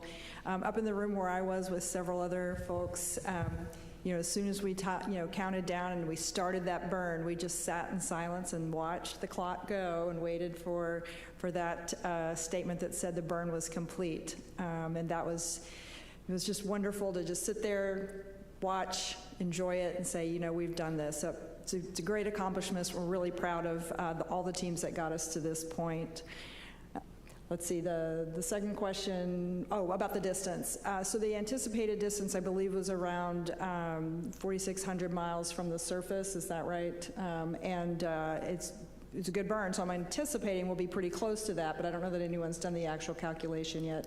Yeah, assuming that we had a nominal burn, which we did, the max distance that our folks calculated was 219,639 nautical miles max distance from the Earth. Yeah. Okay. So, as far as the mood in Mission Control, these teams have done lots and lots of simulations, and so I would say they're consummate professionals. Everybody, even with the sensor problems that we had, able to do the TLI and get us through everything perfectly. So I mean, I wouldn't say there's any stress level at all. Yeah, maybe Lori, I'll jump in on the mission evaluation room that supports the flight control team. I was in there with the team, and we have high confidence in our main engine. We've operated several times on Artemis I, and of course we operated the upper stage separation burn as well. And I'll just tell you, everybody was standing, not so much nervous, just excitement.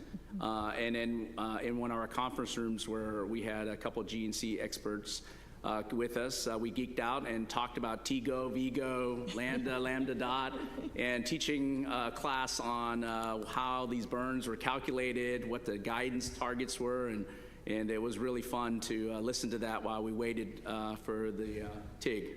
So it was really fun. All right, our next question on the phone line is from Andrea Leinfelder with the Houston Chronicle. Hi. I have a question on the exercising. So I was watching the video when Reid was exercising, and I know Mission Control kind of started chuckling because you could see the movement. So I was wondering if you'd kind of quantify a little bit how much it was moving. I know it was expected, but I'm still curious to know how much. Also, just a technical question. Would you say that Orion was in high Earth orbit or low Earth orbit during the TLI burn, just because it seems so close to the Earth? Thanks. You want me to take that? Let's see, as far as the exercise, the flywheel machine, it's a little bit like a rowing machine. I think you saw that. I mean, are you asking, I didn't quite understand the question, like how much movement does the capsule do while we're doing the movement? Is that the question? Yeah, I don't think we saw anything that we didn't expect. Yeah, you'll see some solar ray dynamics, which is expected, but it didn't perturb any of our control where we've had to make any adjustment, big burns or anything like that to control the attitude, is where you would hear or get affected by those dynamics. Of course, we'll look at the data. I wasn't sitting in front of the data console today, but I just saw it on the videos that were coming down, and we'll talk to the team, but we didn't expect anything different. I asked our guidance navigation guys if there was any issues, and they said nope, didn't see any issues relative to exercise. And then, of course, we'll always look at the data and go by that, but looks good so far. Let's see, and the other question was, were we in a high Earth orbit when we did TLI? Yes, technically we were, but we were at the lowest part, perigee of the orbit, so we were about 100 nautical miles off the Earth's surface, traveling about 23,000 and change miles per hour. And so because we did the TLI burn, now that takes us out of the high Earth orbit and gets us on that free return trajectory to the side of the moon. Okay, next up is Nell Greenfield-Boyce with NPR. Hey, can you hear me okay? Thanks for having this briefing. I would appreciate hearing a little more about the water dispenser situation. It sounded like just before the burn, they were doing what they were calling like water ops, and they were bagging up water in plastic bags. Could you just go over exactly what the issues were with the dispenser and why it was decided to have backup water and how much water the astronauts actually bagged up? Thank you. Yeah, great question. So during ascent, so we have 4 water tanks in the Orion service module, and each one of those tanks has an isolation valve between them. The isolation valve between the middle 2 tanks failed closed during ascent, and so it essentially isolated 2 tanks on one side and 2 tanks on the other. Each end of those tanks goes to one of 2 different water dispensers, a primary and a secondary, so we have full access to all of the water. However, in an abundance of caution, we decided it probably good, just in case we have a subsequent failure of an isolation valve, to bag some water, and so that's exactly what we did. We're going to bag some water in the cabin and preserve that just in case we have a subsequent failure. Okay, our next question is from Joey Roulette with Reuters. Hey, thanks. I just wanted to clarify the predicted maximum distance from Earth. Did you say 219,000 miles? And is that based on, and that's based on the TLI burn that was just done today, right? Those are predicts prior to us performing the TLI burn, so that assumed a perfect TLI burn, so I haven't gone and run those numbers again. And just real quick, the reason I asked, of course, is because that's far below the record breaking for Apollo 13. Is that your guys' understanding, I guess? That's in nautical miles. So the Apollo distance record in nautical miles was about 216,000 nautical miles. Okay, our next question is from Jackie Mogensen with Scientific American. Hi, thanks for this. I have a bit of a general question and then a specific one. The general one is, how do you feel like everything is it going to plan, and are there any concerns you're keeping an eye on at this point? And then more specifically, I was curious if you could tell us about what to expect from the first high-res images and video, as well as when we might see the solar eclipse. Thank you. I think I'll take a stab. It's echoing in here, so it's kind of hard to hear the question. But I think the first one is how things are going. Is there anything we're tracking? And I'll just look over at my colleagues. But things are going really well. I think we couldn't be more pleased with how well things are going. Right now, we're not tracking any issues of concern. As I said, we're learning from the spacecraft, but that's what we anticipate, and we're not tracking anything. We went straight into the TLI with absolute confidence that we can complete the rest of this mission as planned. I think the other part of the question had to do with some of the imaging and expectations for when we'll get some of those back, in particular the eclipse. I'm really excited about the eclipse that we're probably going to encounter now as part of this mission. I think the crew's excited about it as well. I know they did a little training to learn about what they're going to see. It'll be really cool when they're out and beyond the moon, be able to look back with the moon eclipsing the sun. They'll be able to see the sun's corona.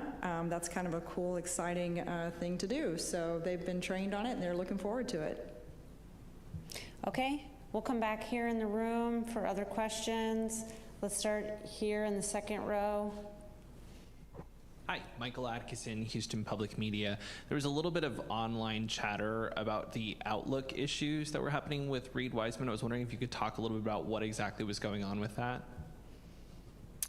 Yeah, this is not uncommon. We have this on station all the time. Sometimes Outlook has issues getting configured, especially when you don't have a network that's directly connected. And so essentially we just had to reload his files on Outlook, to get it working. Okay, go ahead. Richard Tu with the Post newspaper. A question for Howard. You talked earlier about a ground issue related to the communications problem. Can you explain that a little bit more? Was it literally like a loose screw, or was it something underground cabling, maybe a resistance issue? Can you elaborate on that a little bit more? Thank you. Yeah, I can take that. So we have a processor at White Sands ground terminal. It's called a serial communication processor. In order to get return telemetry, it has to translate the radio messages to something that our front-end processors at MCC can understand. So that processor is supposed to be in a configuration for nominal S-band Orion telemetry. When we essentially found a bug that we didn't know was there before. So when we did our checkouts, part of our checkout is to put in a configuration for the emergency comm configuration.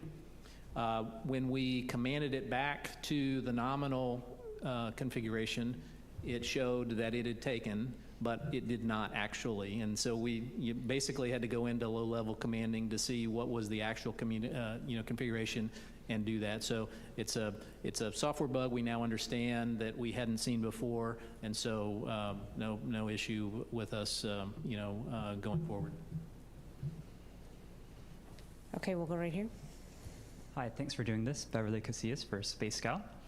So we talked a little bit about some of the communications anomalies and other kind of teething issues we saw on that first day of flight. And I was just curious, what would you say has been the biggest learning moment about the Orion spacecraft so far during the mission? And have there been any surprises? Thanks. Yeah, I think the biggest learning is always first-time systems. And I always go to life support. Being able to control humidity and scrubbing CO2, which performance is really great. In fact, we're maybe becoming, we need a little bit more humidity. I think it's doing too well sometimes, but I think those are things that are, like Lori said, we're learning, we're adjusting how to operate the spaceship with actual people on board and that are actually putting out CO2 and breathing in oxygen. So I think this is one of the things that we've learned in that 24 hours. We're learning a lot. The trending data, the sensors we have on board in terms of accuracy, being able to track that very closely is something that we're going to learn. No surprises. We expect good performance from our subsystems, so we're very happy about that. And again, we knew that we would learn a lot. And the other thing we would learn a lot is what you guys were all referring to relative to caution warnings. I think we have thousands of caution warnings on board the spaceship. and it provides a lot of good information for the crew. But also we're learning about the boundaries of these caution warning parameters and whether they're really nuisances or whether they're real issues. And I think this is one of the things that we'll learn all the way along the mission as we utilize and learn more about the spacecraft and approach all these objectives we're trying to accomplish along the way. Okay, right here. Hi, T.G. Mascara with the Epoch Times. Thank you all so much, and congratulations again. My question for Lori, in terms of a little clarification on the timeline. With the eclipse, you said it'll be when they're behind the moon, so will that be on day 6? And also, is there any clarification on what part of the timeline we'll be having the ship-to-ship communication with the station? That's definitely a question for Judd here. We'll let him, he's got the detailed timeline right in front of him. Yes, it is flight day 6 that the crew will be behind the moon. Let's see, and your other question was? The ship-to-ship. Ship-to-ship comm. I think we were going to do that on flight day 8 or 9. I don't know where that ended up. 7, I believe. Yeah, maybe it's on 7.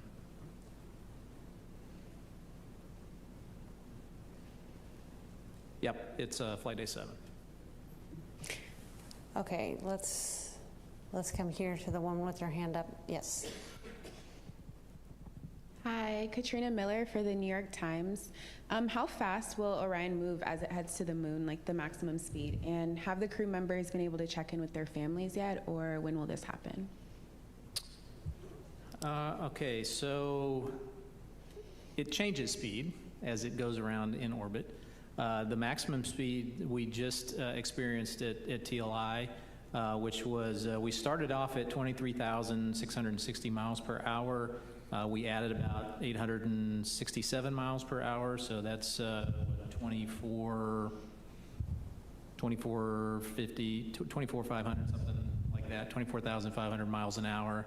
And then as we get closer to the moon will be our lowest speed around the apogee, which is around, I think, 1,300 foot per second, which I'm not going to do math in public on how many miles per hour that is. But then once we come back to Earth, it gets around that same speed, around 25,000 miles per hour as we get to entering our interface. And have they talked to their family? Okay. Let's actually come over to this side here in the middle. Oh, and there was the additional question about if the crew has spoken with family yet. Yeah, I don't believe they haven't had time to talk to their families yet. They've been really busy, so we'll make time for that now that we're past TLI. Robert Coppinger, British Interplanetary Society Spaceflight Magazine. The RCS thrusters on the service module, are they European technology or American technology? And Administrator Isaacman's distance record from one of his 2 space flights, when does Integrity beat that? Well, I would say the RCS, or Reaction Control System, if you're asking that is a European-built system. I don't know about Administrator Isaacman's distance, so I can't comment on that. I suspect we've already broken that. I thought we broke it when we went into the high Earth orbit. But when we got out to apogee, we would have already exceeded that.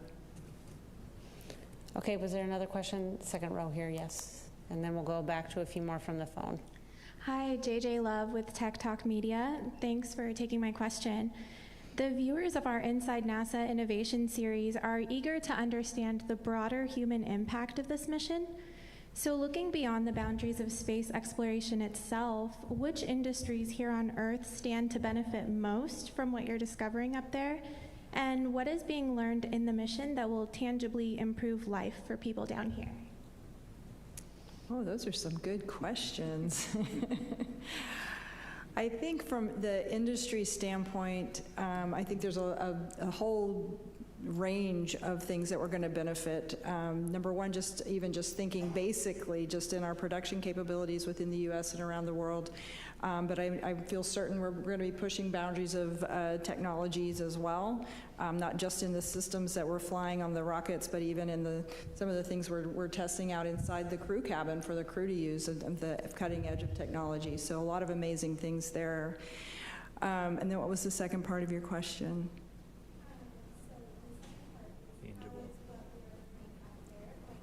Oh, help life on Earth. It's always a wonderful question, and I really feel like the exploration that we do is just inspirational for everyone here on Earth, hopefully inspiring our young people around the world, the Artemis generation that's growing up now to want to grow and achieve and to learn and to start trying to think through where they're going to dedicate their talents as they get older and learn the different skills that we need to cut the edge of new technologies into the future. Okay, we'll go back to the phone for several questions. Our next one is from Robert Perlman with collectspace.com. Hi. You know, the quote, "You'll go for TLI," is one of those iconic quotes from the Apollo years that just has held the test of time. But Michael Collins was the astronaut who coined it, and he later said that maybe he should have picked out something more momentous. I'm wondering, you know, now having gone through a TLI, if you think that it speaks to, or not, does it hide how this burn is different from all other burns, that this is the one that you're committing to leave Earth's orbit and go to the moon, and there's no turning back. I know that you said that there wasn't extra stress, that you had practiced this over and over, but was there any moment that you actually, you know, gulped hard that, yeah, we're going to the moon? So the question, it was a little bit garbled. I think it was about the TLI burn and that burn being perhaps special in the minds of the team. Robert, may need to get you to say some of that again. I think we captured that, though. Yeah, that's just. Do you think the public, when they hear "go for TLI," or when we speak about it normally during a press conference like this, does it really convey how the momentous moment that it actually captures? So I think what he's getting at here with the question, and help me if I get this incorrectly, but you know, as we're executing on that 5-minute burn, is there a point at which our teams, as we're executing, kind of absorb the impact of just how important this burn is, and how, you know, if we don't get it all the way through the burn, then what would happen? I don't know if you want to speak to how your teams execute within the mission control. They're very measured, they're very controlled, they execute, and they're ready to respond. Yeah, I would say we probably reflect on that after our shift, and we'll execute everything professionally. Probably save the reflection for after our shift, and certainly that reflection, I suspect everybody, you know, understands that this is a once in a lifetime moment. All right, our next question on the phone is from Christopher Mick with the Hudson Star Observer. Thank you for taking the question and for all your time tonight. Another amazing day here in the mission. I just want to ask, I think these would be for Jed and Howard. I was wondering, the crew sounded very busy, and the time I was hearing the loops today, and I was just wondering on the astronauts' kind of individual task timelines, if they're kind of on schedule for that or falling behind at all or skipping some things. And then maybe to Howard, if there was any time for Earth observation photography, if there's any feedback from the crew on how things were going shooting through the Orion windows. So I would say there were, as far as the timeline goes, there were a few things that the crew was not able to get to today and yesterday, and that's fine. We knew this was going to be a very, very packed first 2 days, and now once we've got past TLI, we've got lots more time to do things. And observation certainly is one of those things that the crew absolutely will be doing during their time, and they've got plenty of time now to reflect and do those other operations. Yeah, I'll say that although, like Judd said, maybe a few things didn't get done in the schedule that was planned that could be made up, the real important one, for me at least, was this ProxOps demonstration. I think we budgeted around 71 minutes. The crew finished in 65. And that was awesome because, like I said earlier, we were able to accomplish all our objectives and within that time period, because we were having to exit and leave the ICPS distance and move on towards the orbit. So having that done and getting all those objectives accomplished was very significant, and really happy to do it with some margin. Okay, our next question is from David Denault with About Space Today News. Good evening. I have a question. Has there been a formal report issued yet on the possible damages caused by Artemis II compared to Artemis I? I understand that it caused some damage to the elevators, and it also burnt through the surface area, scorching it. Has there any report issued on that as yet? So this is the question related to the potential damage to the Mobile Launcher 1, where we launched yesterday. We've talked many times about the ruggedization that we did to the Mobile Launcher following the Artemis I mission. And what I can tell you is that our initial assessment is showing that most of the damage is really largely cosmetic. Really, overall, everything's looking pretty good, especially compared to Artemis I. We know we're going to have some repairs that we'll need to do, but those repairs, the repairs that we made following Artemis I largely worked, so that's a good thing. We are in the process of doing an in-depth assessment of what kind of damage was received there. We do know that there were some bolts, some latching bolts that perhaps didn't hold as anticipated, and there was some, I believe, some issues down in the firing well there. But we're still doing the assessment, so hold tight, and we'll get you some more details as we better understand exactly where that mobile launcher is right now. Okay, Philip.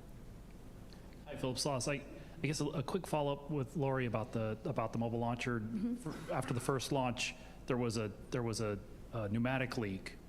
You didn't see any issues in terms of the continuity with the pneumatic systems in those lines? Everything's doing extremely well, actually, yeah. And the water suppression system was able to wash things down, so we didn't have the issues of the concerns with corrosion. The pneumatics, all of the other systems seem to fare extremely well. Okay. And then a quick one for Judd, hopefully. On the first launch, SLS had a tiny underspeed at MECO. And I know they were looking to make some tweaks so that they would hit the exact targeted MECO. What did you see yesterday during the ascent? Yeah, as I mentioned, right on the money. Okay, thank you. Hello, I'm Kaya Burgess from the Times of London. How closely did you study in planning this mission the free return slingshot trajectory of Apollo 13 in terms of the lessons to be learned of what to do similarly or what to avoid, and how different will this trajectory be from the only other time humans have taken that trajectory around the moon and back? You take it. Okay, so it is slightly different from Apollo 8. Apollo 8 actually went into the lunar orbit, gravity well, right? Orion doesn't have the capability or the propellant to do that, and so we're taking advantage of the gravity to slingshot Orion back around the moon. So it's quite actually in the early design of Apollo. As a matter of fact, Apollo 13 got on a free return trajectory to get it into a minimum energy state so that we could go back to Earth. And so this is more like that trajectory in that we're taking advantage of the moon's gravity as an assist so that we don't have to burn as much propellant. Oh, 13, not 8. Okay, yeah, it's similar. So we got on a free return trajectory on Apollo 13, very similar to the one that we are doing now. Okay, we'll take another question in the room over here. I'm just wondering. I work in television, and when they're going around the moon, what are the visuals going to be like? Because I know Apollo 11, when they were live, they're black and white. And we're seeing some of the images now from the spacecraft, which we love, but they're not as grainy as they were in the Apollo days, but they're not necessarily as wonderful as maybe SpaceX gives us right now with some of their work. So what can we expect to see visually as they're going around the moon? What's it going to look like? So I'll say that we're much further away from the moon than we were on closest approach for, say, Artemis I or even, Apollo 8, for instance, 3,000 to 4,000 nautical miles away. So the moon will look smaller. It's what I've been told is if you take a basketball at arm's length, that's about what it's going to look like from the crew's vantage point. Certainly the camera technology is a lot better than it was in the 60s, so we'll have that advantage. We also have some really long lenses that the crew have for their handheld cameras, Nikons and Z9s. So they'll hopefully when we get those downlinked, they'll be really sharp images that we've all come to expect. Yeah, modern technology. The one thing I'll just mention, and Judd can probably jump in on this one as well, is while the camera technology that we have up there is outstanding and we'll have very, very high resolution, high quality images, the downlink from the moon is not as great as it could be, as it is from low Earth orbit. And so it will take a little longer to get some of those data down, and sometimes I would imagine the early downloads will be somewhat reduced resolution so that we can get them down here and at least share the lower resolution, and then as we have the capability and the bandwidth to download the higher res, we'll make those available. Go ahead. Moises Avila, AFP, Agence France Presse. I know that more than 50 years have passed and it's a new world and new technology, but compared to the Apollo missions, what things have changed and what protocols or beliefs maybe, or traditions maybe remain? Well, when you say what has changed, I mean, certainly the computing capability in the amount of software. We have over 900,000 lines of software. And so I think the ability for the crew to engage in the systems in a very deep level through the displays. And of course, we have electronic procedures, which Judd and his team is very familiar with, which we don't need to carry paper around. There was a lot of paper procedures. And of course, the sensor capability. The inertial measuring units.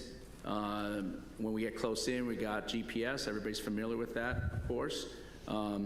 The ability for us to know exactly where we are in space, the precision by which we're able to do rendezvous prox-ups and docking, just even with a camera, is a huge step in technology. And so I think this is one of these things where the ability for us to utilize the technology to advance and make it easier on the crews to operate, and of course leveraging the ability for us to build a little bigger spaceship, a third larger, and allow us to fly another crew member and be able to compact that in smaller components, but yet still provide the same functionality and even more in some cases, is a huge advancement for us. So I think overall, but physics doesn't change. The teardrop shape is very efficient from an aerodynamics perspective.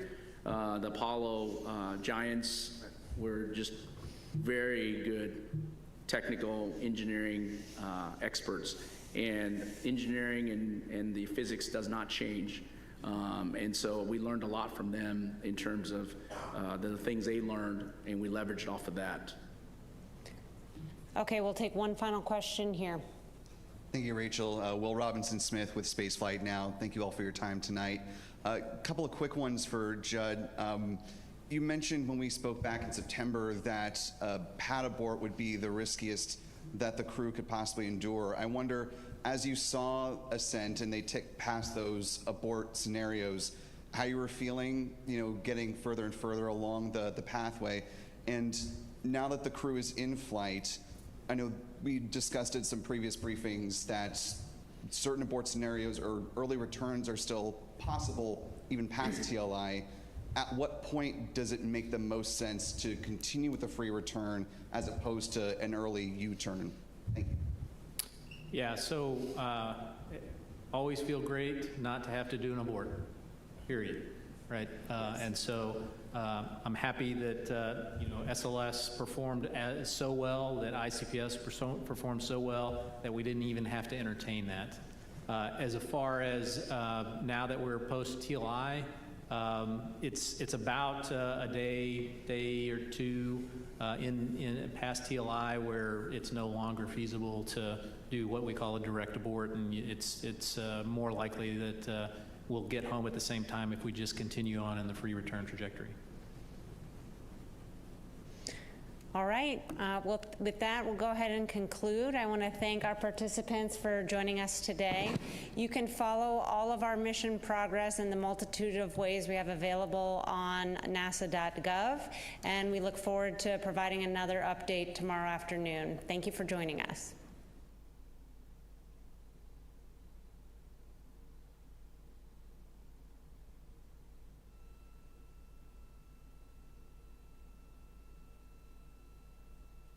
Welcome to the Artemis Flight Control Room here at Johnson Space Center in Houston, Texas. We are monitoring the flight of Artemis II and our 4 astronauts, Commander Reid Wiseman, pilot Victor Glover, and mission specialists Christina Koch and Jeremy Hansen on their flight around the moon, the first humans to do so in over 50 years. This is also the first flight of humans aboard Orion, and it was a banner day for the spacecraft. At 6:49 p.m. Central Time, the Orion spacecraft executed the translunar injection burn, a 5-minute and 50-second burn that committed the spacecraft to leaving a high Earth orbit and beginning its journey around the moon and back home.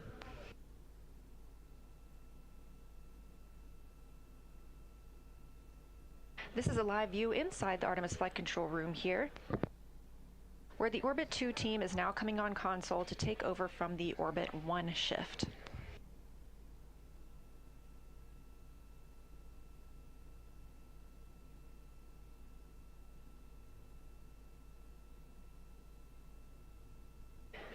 If you were watching the news conference, we had a few calls to and from the crew during that time frame. One of those was re-timelining some of the exercise for the crew later today. We are expecting a public affairs event coming up in just about an hour, and they will then execute their exercise on the flywheel afterward. We also had a time period where we had a delay on the forward link of the Deep Space Network. So our communications to the crew were delayed. That was what we believe to be due to a downlink coming down. Command and data handling stopped that downlink, which resumed the on-time communications with the crew. They'll be able to troubleshoot that and work on transferring large files down from the crew. Recently, Christina Koch reported that her PCD, her portable computing device, went dark before translunar injection and has been unresponsive on a charger. So the team here is troubleshooting to see if there's anything they can do to bring that back online. Last but not least, Commander Reid Wiseman said they got great views of the Earth as they continued departing following the translunar injection burn, and just a testament to how everything is planned and tracked in space. He reported that the windows were dirty because the crew enjoyed looking out of them so much, so he called down for procedures on how to clean the windows. It's important to ask for instructions on things like this. As I mentioned, everything is tracked so carefully throughout a mission that it's important to let the crew and the teams know what is being used.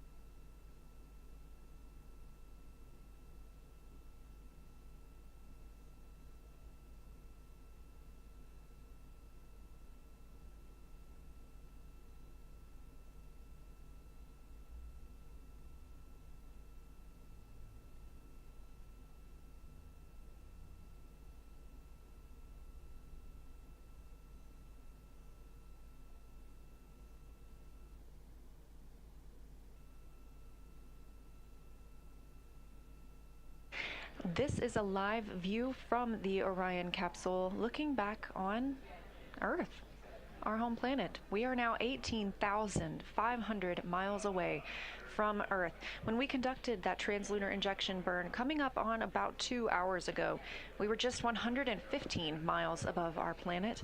Obviously, that has increased exponentially as we are now on the journey to the moon and back home. Currently, Orion is 223,000 miles away from the moon.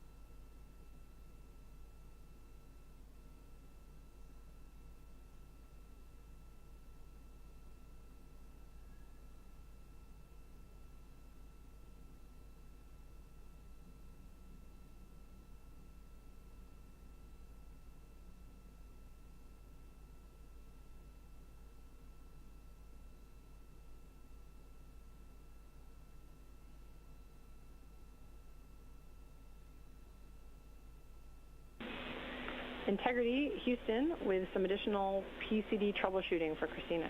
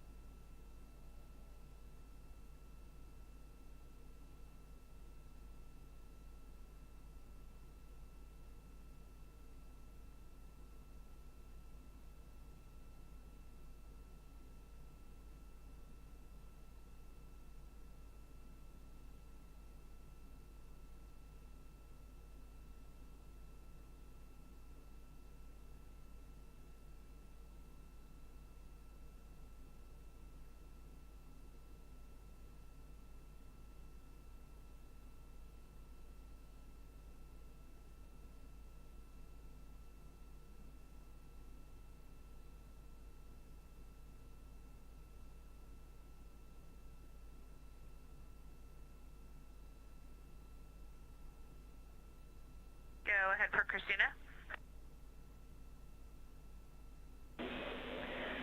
All right, Christina, we have one additional Hail Mary to try and recover your PCD. We're going to suggest that you reseat the power cable and then press and hold the power and volume up simultaneously for 20 seconds. You should be able, if the PCD responds, you'll enter BIOS, and you might get a screen in which you can select exit, making a functional PCD at that point. Good luck. And work. Thank you.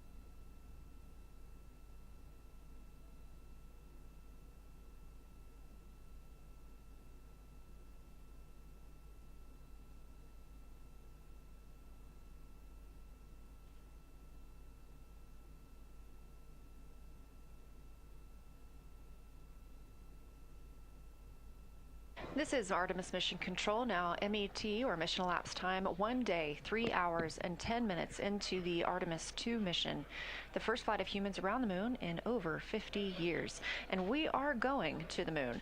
After a successful translunar injection burn today, we are now over 19,500 miles away from Earth and growing closer to our lunar neighbor, now 222,000 miles away from the moon. The view on the left side of your screen is from Orion, a live view looking back at our home planet, that small dot.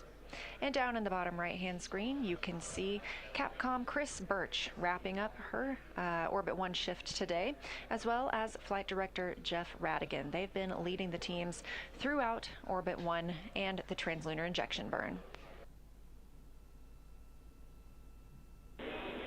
Integrity, for your information, toilet is go for use. We're estimating about 5 more uses.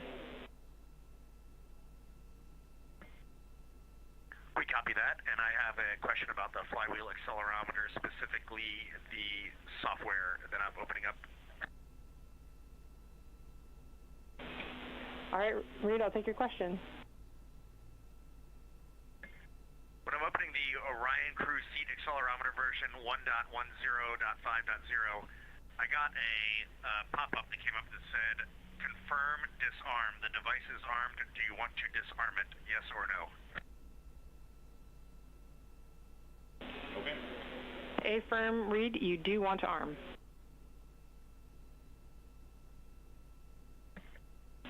Excuse me, you do want to disarm. Do I want to disarm it? Yes or no?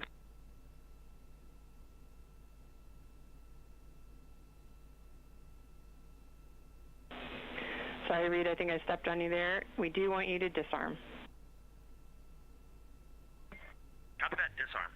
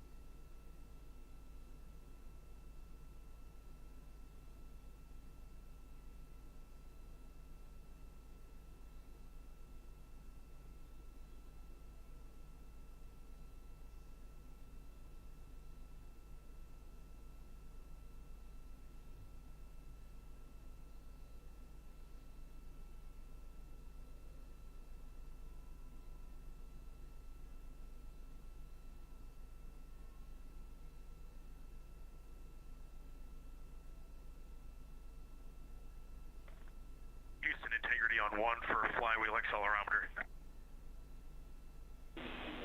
Go ahead, Reid.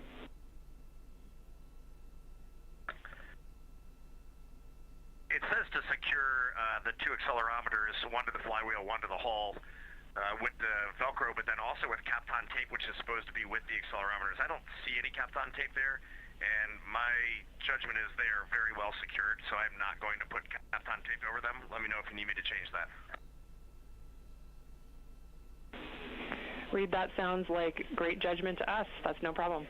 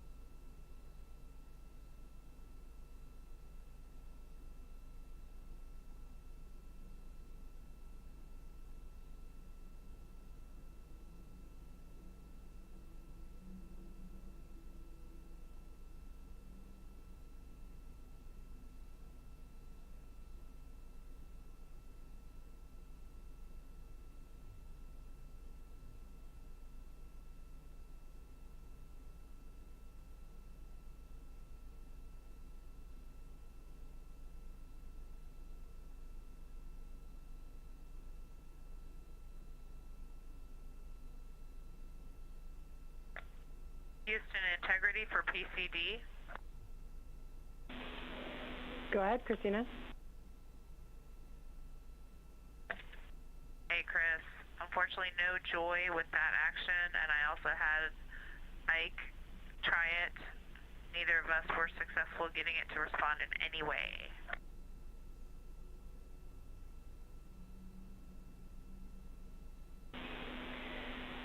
All right, unfortunately, Christina, that's all the troubleshooting I have for you for now. We'll do some more thinking and see what we can come up with, but thanks for trying it.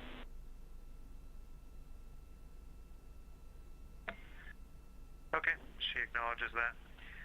I've got a question for you on the dual camera bracket config for transit. When I got to the threaded rods, just want to check with you. I was supposed to do 6 turns. When I get to 2.5 turns on all of them, I start to feel some resistance.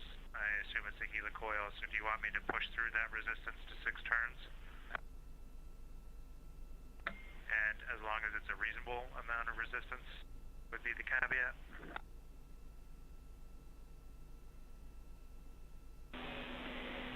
All right, Jeremy, thanks for that report. We're going to check and get back to you. We think your approach is reasonable, but we're just going to verify.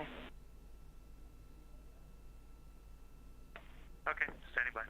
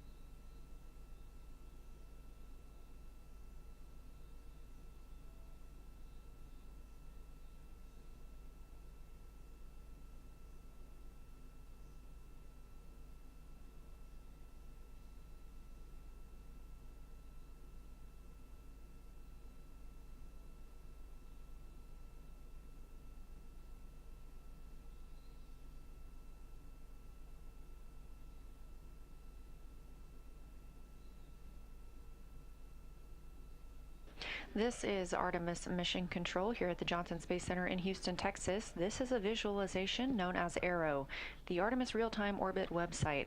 You can access this at any time on your computer or device by visiting nasa.gov/trackartemis. And thanks to ARROW, we were able to see that we are now 22,000, almost 23,000 miles away from Earth, creeping up on the moon, now 219,000 miles away from our lunar neighbor.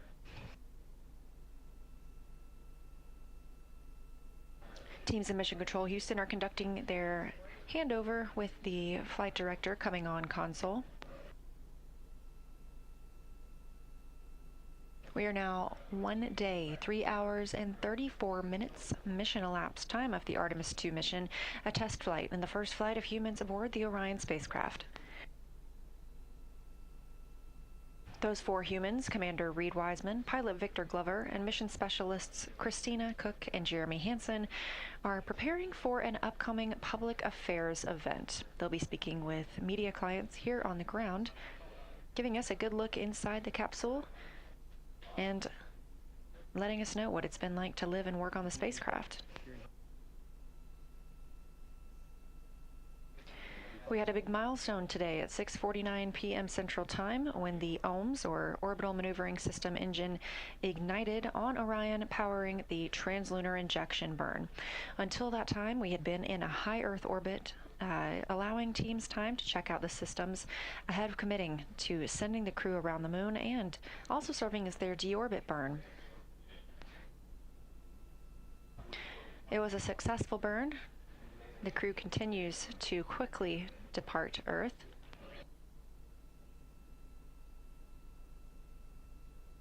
We will see the closest approach of the crew on flight day 6 during their lunar flyby.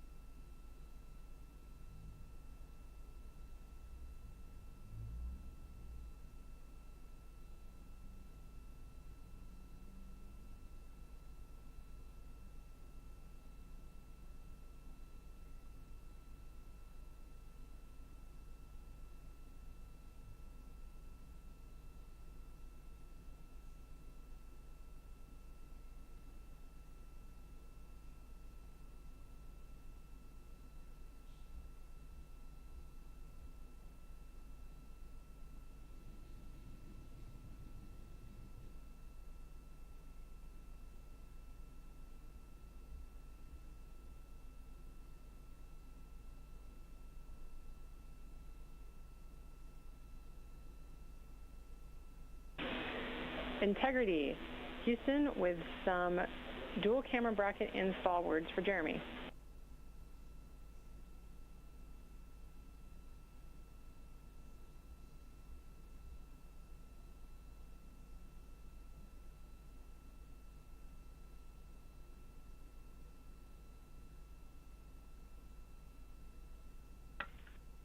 Okay, before you go ahead with that, Chris, we're going to defer the toilet maintenance to after the PAO event, just FYI. Okay, Jeremy, we copy. No problem. Are you ready for the dual camera bracket instructions? Yep, go ahead. All right, we'd like you to give a little pull test on the fasteners and see if they're snug. It's possible there might be a little play in the system. But if they feel snug, they're not going to come out. You can continue installing the bracket per the procedure, leaving the number of turns as they are. We think we probably have a good enough fit.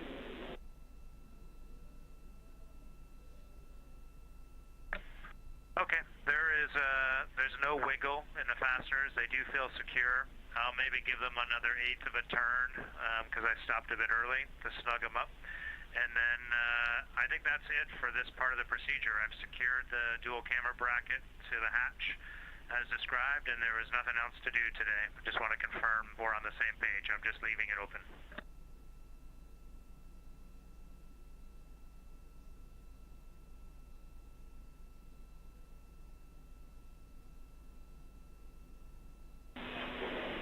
Copy, Jeremy. That sounds good with your 1/8-inch snugging turn. I think the next activity for this will be, I think, on Victor's timeline. But sounds like a good plan. Thanks for checking in.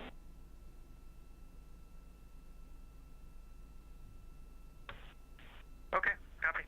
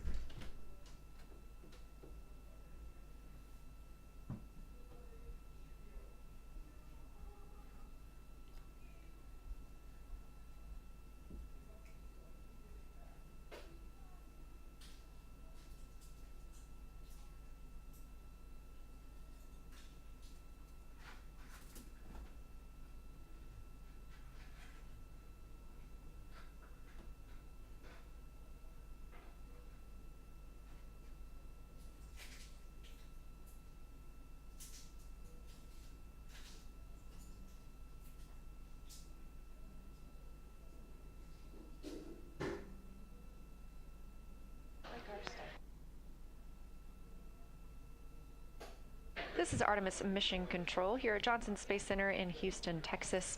Mission elapsed time, 1 day, 3 hours, 43 minutes.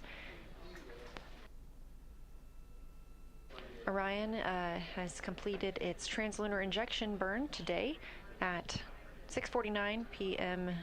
Central Time as the start of the burn. That was a 5-minute and 50 second burn.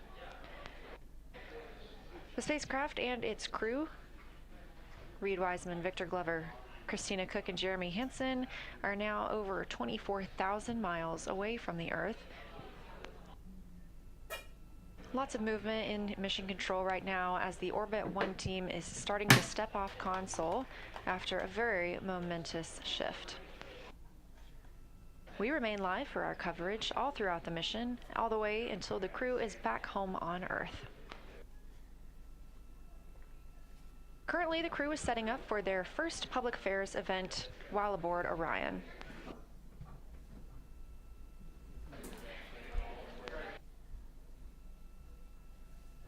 Today they also worked on setting up the flywheel. This is the exercise device that they'll use inside Orion. It's essentially like a rowing device, allows them to do both aerobic and resistance training.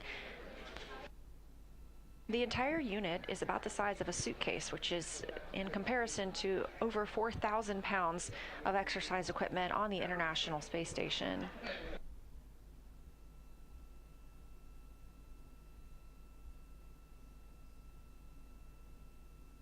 The crew in Orion woke up at 1:35 p.m. Central Time today, and they're slated to remain awake until about 3 a.m. Houston time tomorrow, April 3rd. Their sleep was scheduled to be interrupted last night by the perigee raise burn that put us in the proper configuration for the translunar injection burn. And with TLI complete, they will get the opportunity for a full night's sleep tonight.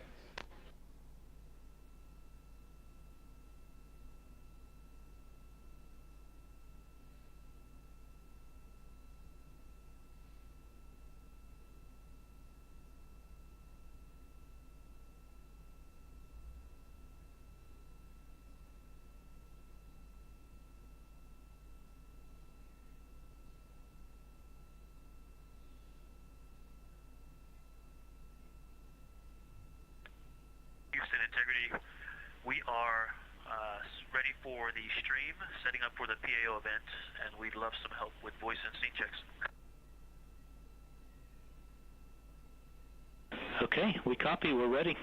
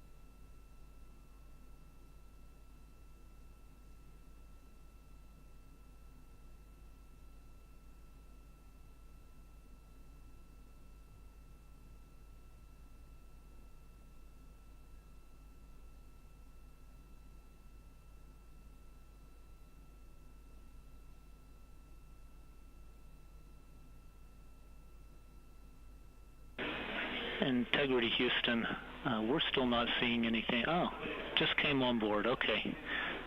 Just jumped the gun. Now we're seeing your video.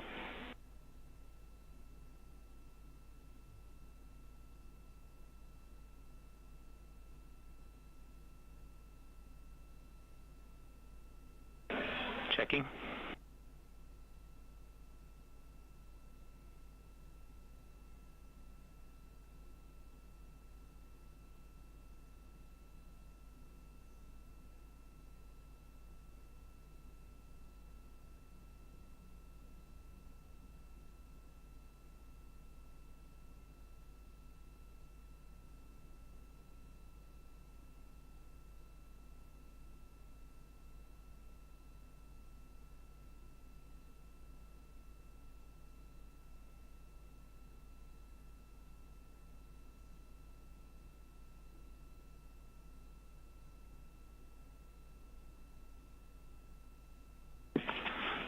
Okay, integrity.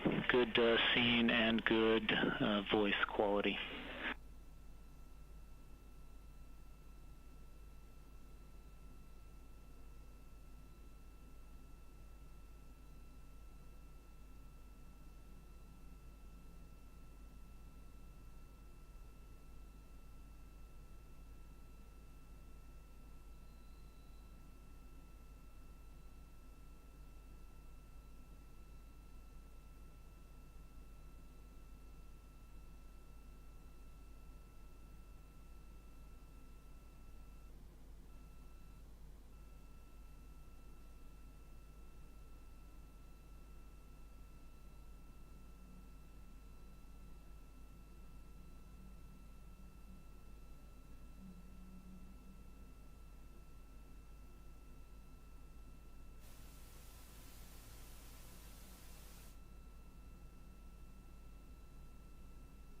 This is Artemis Mission Control. You are getting a live look on console as the Orbit 2 team has come into the mission control room.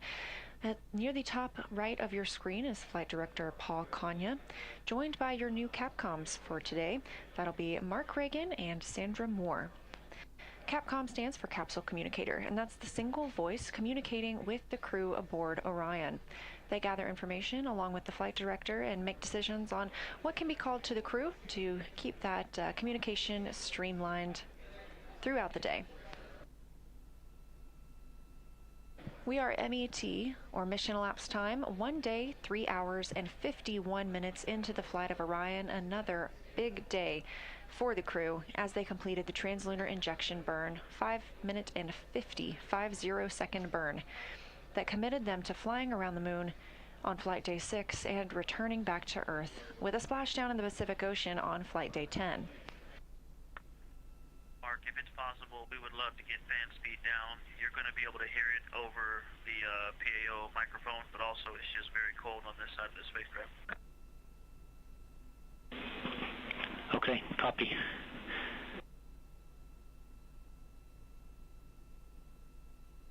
Pilot Victor Glover calling down about turning down one of the fans in the spacecraft.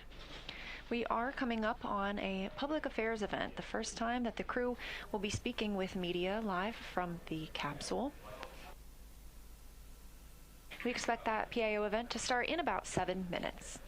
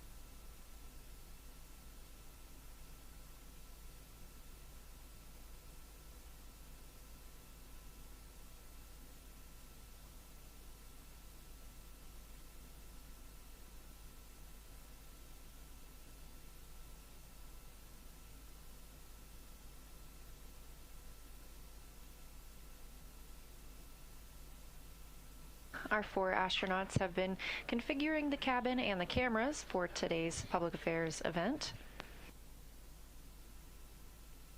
The crew module of Orion has 60% more cubic volume than Apollo. The spacecraft has 330 cubic feet of habitable volume. Integrity Houston. Unfortunately, the fan speed is as low as we can go right now per flight rule, but you are welcome to try to adjust the direction of those diffusers above the hatch if that helps any.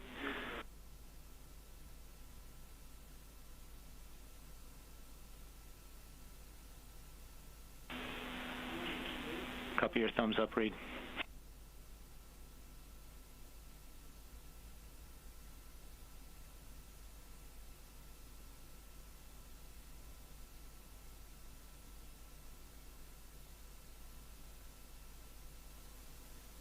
Crew continuing to set up for the public affairs event. The living space inside the crew module is about the size of 2 minivans and can be habitable for 4 people up to 21 days without docking to another spacecraft.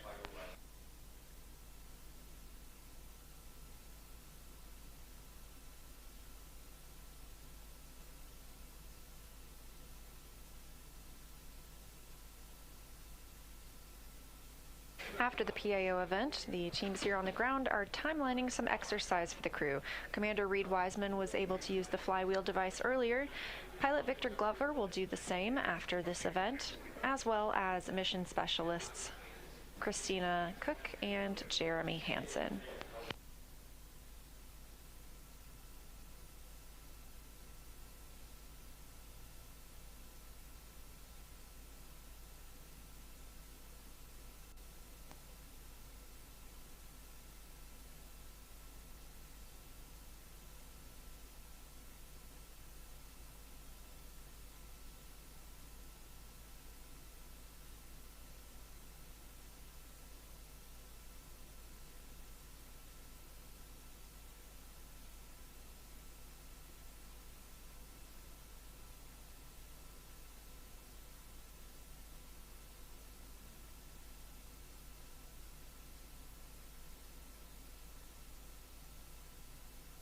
Checking in on Orion's distance from Earth, approaching 26,000 miles from our home planet, 216,300 miles away from the moon.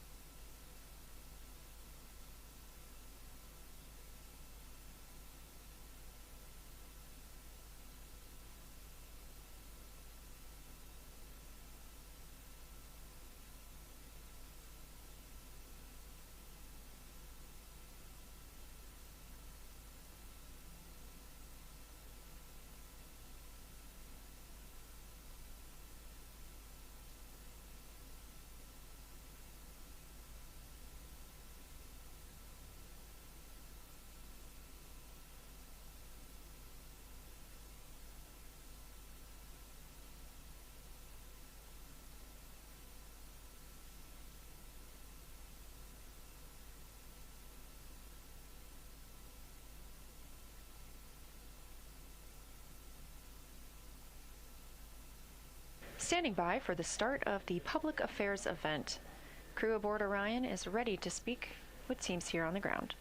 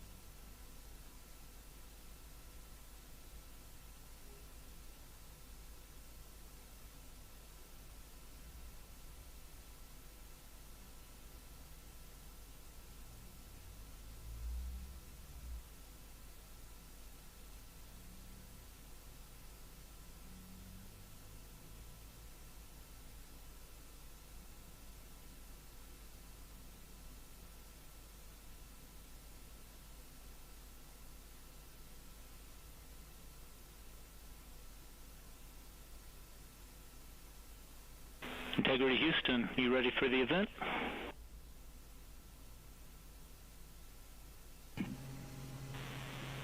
Houston Integrity, we are ready for the event.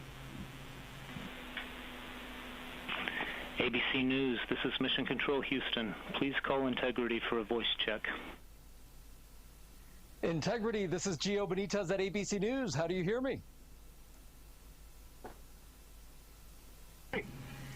Outstanding. We have you loud and clear. How about us? I hear you loud and clear, and I truly cannot believe it. You are quite literally on the way to the moon right now and still speaking with us. Tell me, how do you feel? What's going through your mind? I mean, this must be so incredible because have you allowed the weight of the moment to really fit in here? Have you allowed that to happen? Well, first and foremost, we all wanted to give a shout out to our families first because we are pretty far from Earth and we have not gotten to say hi to them yet. But there was a moment about an hour ago where Mission Control Houston reoriented our spacecraft as the sun was setting behind the Earth. And I don't know what we all expected to see in that moment, but you could see the entire globe from pole to pole. You could see Africa, Europe, and if you looked really close, you could see the northern lights. It was the most spectacular moment, and it paused all four of us in our tracks. What has been most surprising to you about this so far?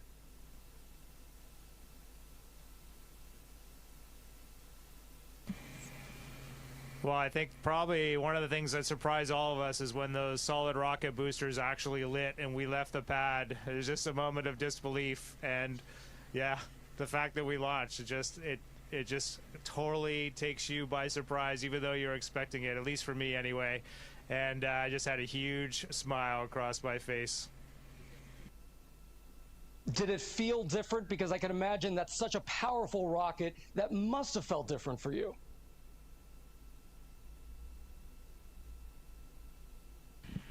One of the biggest surprises was how smooth riding those solids was. We all expected a really just dynamic ride, a lot of motion. We were prepared to potentially not being able to see telemetry, maybe even not being able to, touch switches, and it was very smooth. It was a definite difference when they separated and we were just on the main engines, but just a steady rumble and a great ride.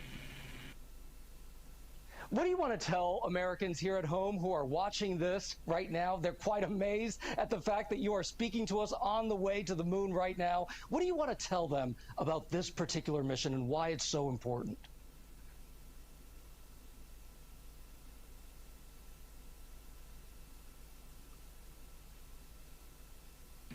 First and foremost, I would just like to say thank you.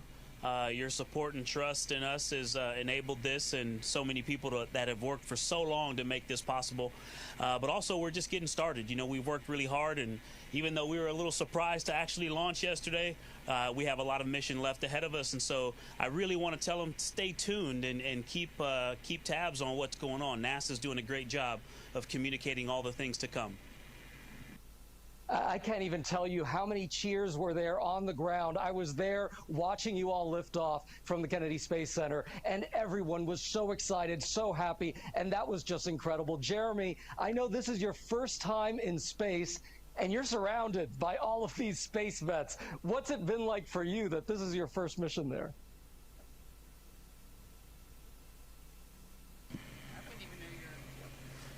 There has been a tremendous amount of disbelief for me. It's just so extraordinary. I just kept saying to them yesterday, like, I really like it up here. I wish I could have got here sooner. It's just such a tremendous place to be. The views are extraordinary. It's really fun to be floating around, and it just makes me feel like a little kid. I heard that there was a little bit of an issue with the toilet. Which one of you was the plumber?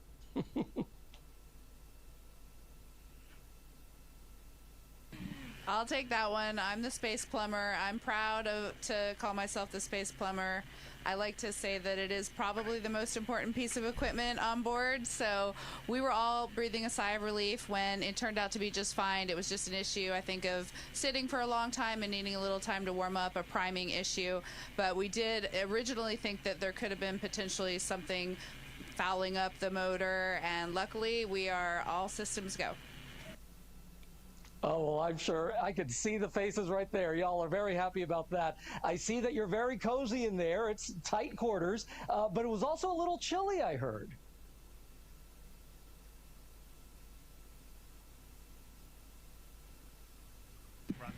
It is quite cold, and yeah, we're wishing we had the lower temperature sleeping bags with us. But right before this PAO event started, I pulled my knit cap off, and I'm ready to put it back on. But Houston's been working with us to change fan speeds and temperature set points, and we've actually been able to warm it up a lot better in the last half a day or so.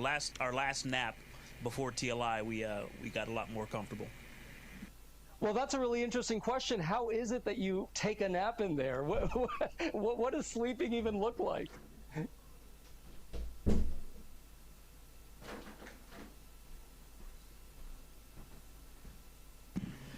Well, let's see. So we've been off the planet for, what, about 30 hours now, and we've had 2 very short naps. We actually just gathered for our first meal together in space. That is how busy we have been the last day and a half. It has been really an amazing beginning flight plan. But sleeping here is it's actually sort of comical. Christina has been sleeping heads down in the middle of the vehicle, kind of like a bat suspended from our docking tunnel. Victor's been up where Jeremy is right now. He's got a nice little nook wedged in there. And then Jeremy has been stretched out on seat 1, and I've been sleeping under the displays just in case anything goes wrong. It's more comfortable than you would think, and it's nice. It's nice to sleep in weightlessness again. Every time I was dozing off last night, I had that image that I was tripping off a curb and I was waking myself up. So my body's getting reacclimated. It's been a few years since I've been up here.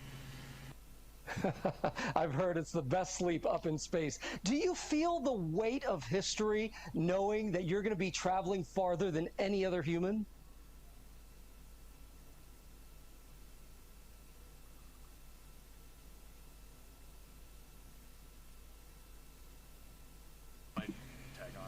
You know, it's a remarkable thing. You would think it would be weighty, but we just feel like we're lifted up by the team that supports us, and you just sort of execute the plan. A lot of people telling us how to work this and manage this vehicle, and a lot of great training, and you just kind of go step by step, which I think is pretty remarkable what this team can do, and it really highlights their excellence. And I think I just want to add, we just got done our translunar injection burn, and it was pretty tense moments there. It was pretty tense moments there for a second. And when we got done that burn, we just kind of looked at each other as a crew. We have been to the moon before in 1968 through 1972. It's been a long time since we've been back. And I got to tell you, there is nothing normal about this. Sending 4 humans 250,000 miles away is a Herculean effort, and we are now just realizing the gravity of that. Yeah, nothing normal about this. What are you most excited about once you get to the moon?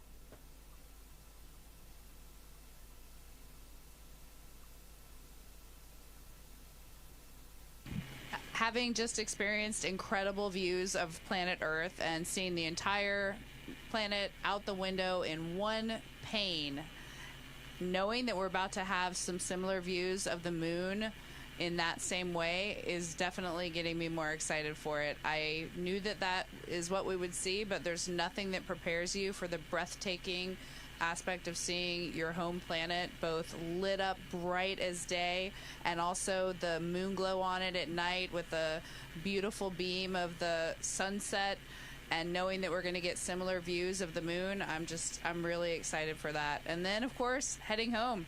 Right now we're in our cruise phase outbound, but we'll be turning our sights back on our home planet shortly. Shorter probably, it's going to fly by, but we're just excited for both of those milestones. As you all know, there is so much division at home right now. What is it that you're feeling, and what message do you want to send to the American people about what you're seeing out that window?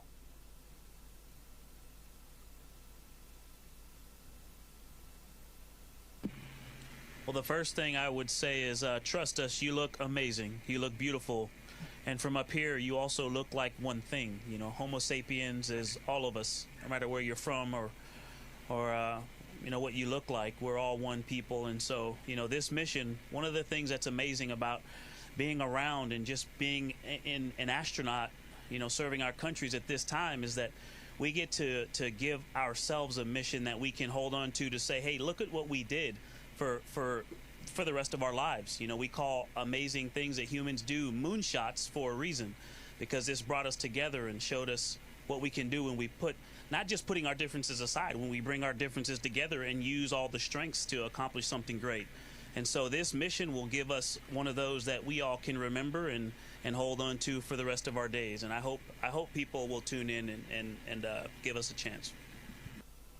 Integrity, what an honor to speak with you. Thank you so much.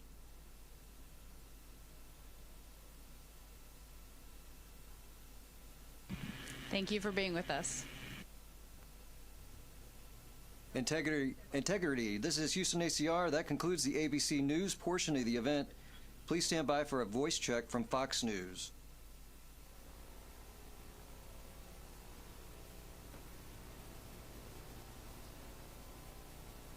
910 ready. Integrity, this is Trace Gallagher with Fox News. How do you hear me?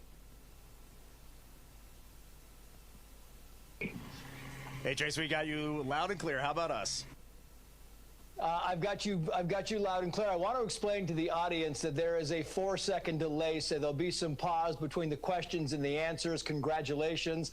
How does it feel to be the first humans to leave Earth's orbit in some 54 years? Is there a difference in Earth's orbit and being outside the orbit?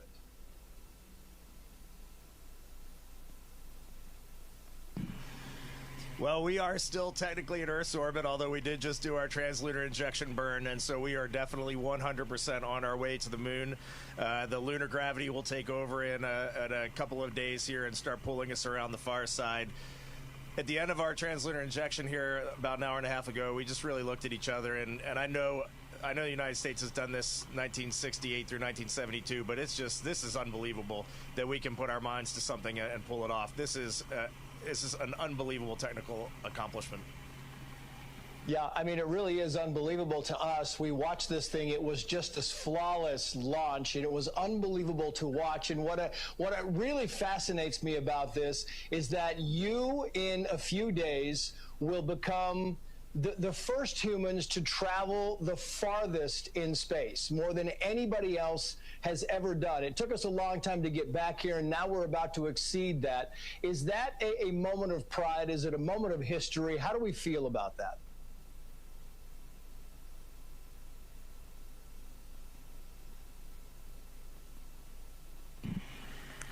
It's great you brought that up. We were aware that we would pass that milestone if we happened to launch on this date. There were other days where we wouldn't have necessarily. So we are not necessarily a crew that lives on superlatives, but it is a milestone that's important. It's important that people can understand and wrap their heads around what is the latest in what we're doing. What does this mean relative to what we've done in the past? What are we going to be pushing for into the future?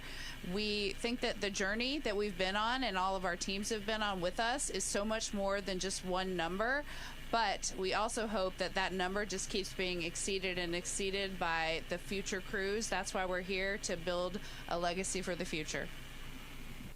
You know, it's interesting because yesterday, I mean, this thing went off almost perfectly, right? It was on time. Was that surprising? Because, you know, you look back just in recent history and missions tend to be delayed, sometimes hours, sometimes days. This thing went pretty much according to what everybody was hoping it would do. Was that somewhat surprising when they said we are a go for launch?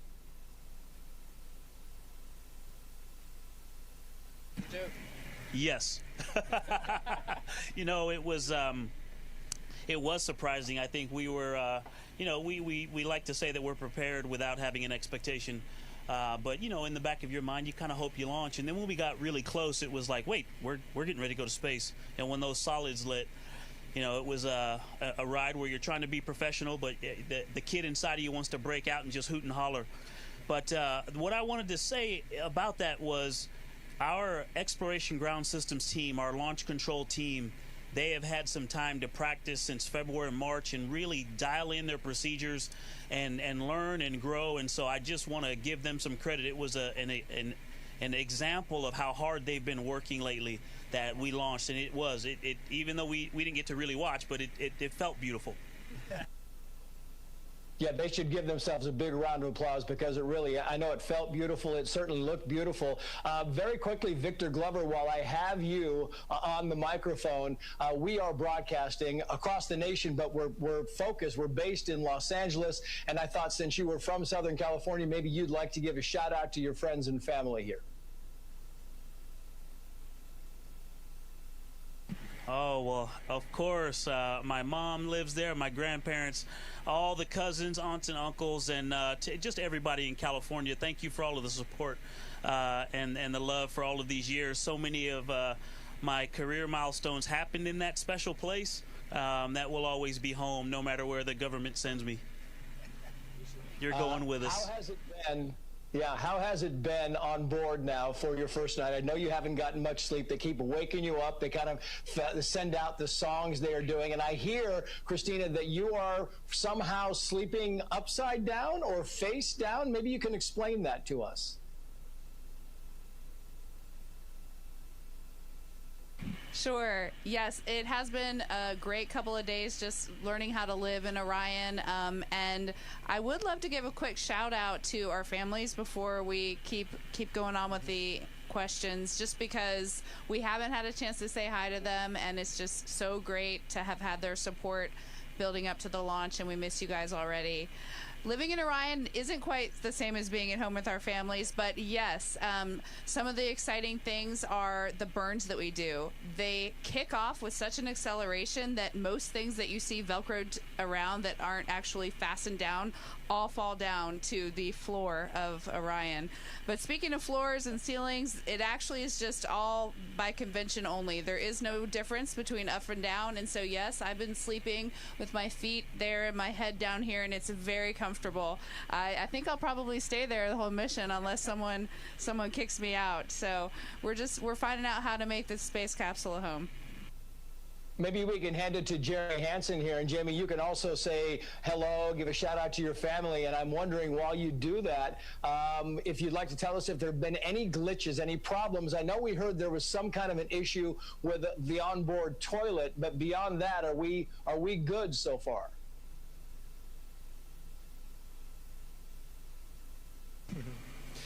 Yeah, great to have a chance just to say thanks to my family and missing them, and for the support from Canadians back home. Really appreciate the opportunity to be here and do this. We did have another little surprise today. I mean, the vehicle is in great shape, and we feel like everything's going really smoothly. But on our way to the translunar injection burn inside of 20 minutes, we did get a warning message that, emergency message for cabin leak suspected, which grabs your attention because this is right when you're coming through some of the higher density orbits and you might run into something. And, you go from 20 minutes to doing this burn where you're going to head to the moon to thinking about, are we going to cancel this burn, start getting in our spacesuits, and then trying to figure out how to get home in a day or less. And luckily, that was just a little anomaly, and the Houston helped us out. They confirmed they were seeing good cabin pressure, as were we on board, and we did the burn, and now we're on our way to the moon, feeling good about Integrity. She's a good ship. It's going to be fantastic. Reid Wiseman, you are the commander of this mission. Maybe you'd like to give a shout out to your family as well. And I'm wondering, the responsibility, does it weigh heavy on you? Do you feel like, I'm just not going to go to sleep. I'm going to make sure that we do everything we need to do. What is it like to be the commander of something so historic and something that people have been waiting for so long?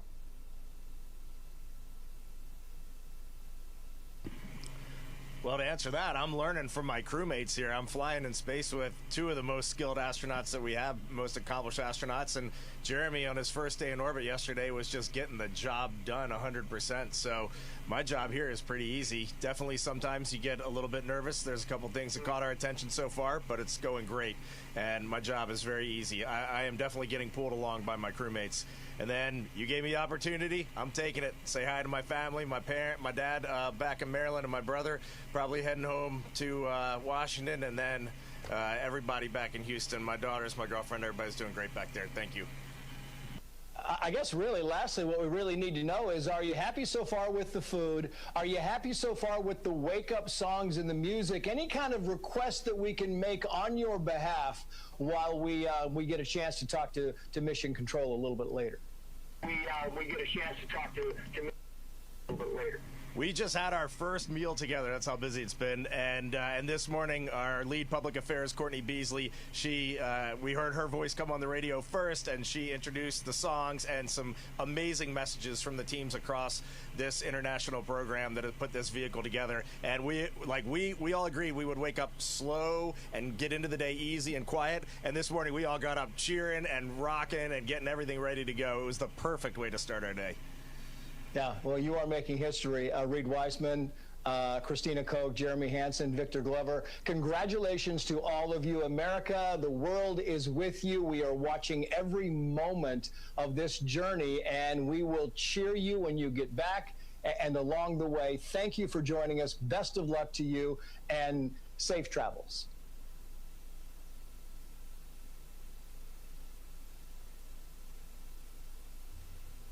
Integrity, this is Houston ACR. That concludes the event. Thank you. And thank you to all participants. Integrity, we're now resuming operational audio comm.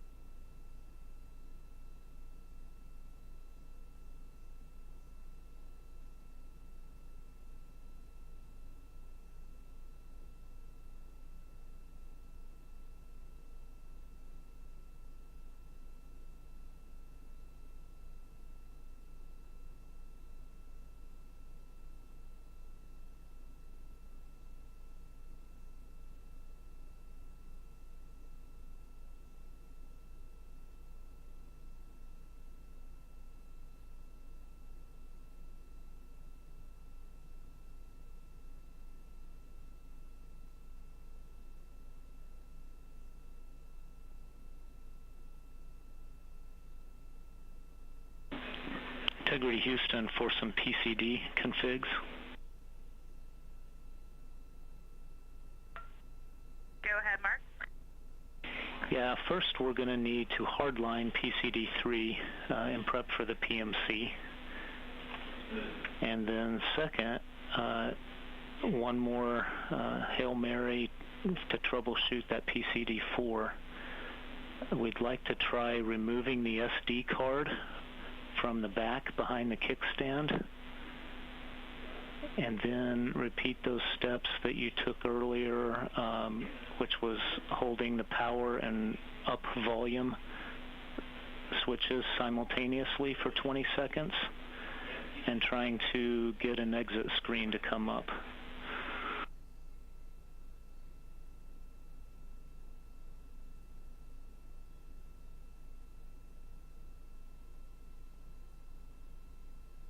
Okay, Mark, I'll work on getting the PCD hardlined right away for you. Thank you, Jeremy. Can you confirm you need that right now, or because I was going to use it for toilet maintenance, but I can use another PCD if you need this one hardwired right away.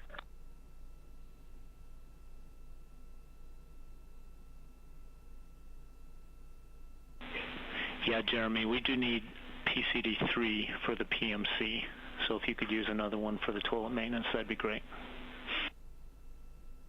Yeah, absolutely. Okay, that'll be hardlined in the next 3 minutes.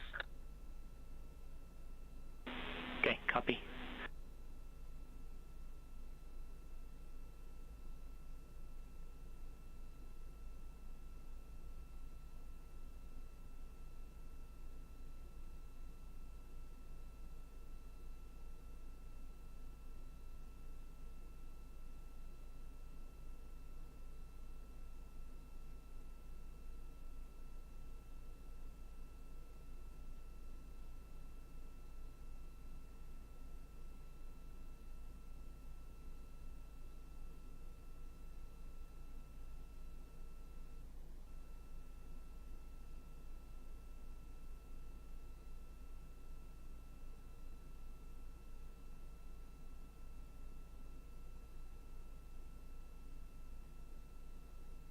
This is Artemis Mission Control with a mission elapsed time of 1 day, 4 hours, 29 minutes into the Artemis II mission. We got a great look at the crew aboard Orion, also called Integrity. That was their first opportunity to talk with media back here on Earth and share with us what it's been like since they started their journey to the moon. It was a big day for the crew as we conducted and completed the translunar injection burn. This takes them out of high Earth orbit and commits them to flying around the moon and splashing down on Earth on flight day 10. The Orbit 1 team has handed over to the Orbit 2 team, now led by Flight Director Paul Kanya. And therefore, I am also handing off to my colleague and friend, Sandra Jones, NASA Public Affairs Officer, who's going to be on with you for Orbit 2 today. Our live coverage continues on NASA YouTube 24/7 all the way until the crew is safe back home on Earth. Thanks for watching, and I, personally, will rejoin you tomorrow morning.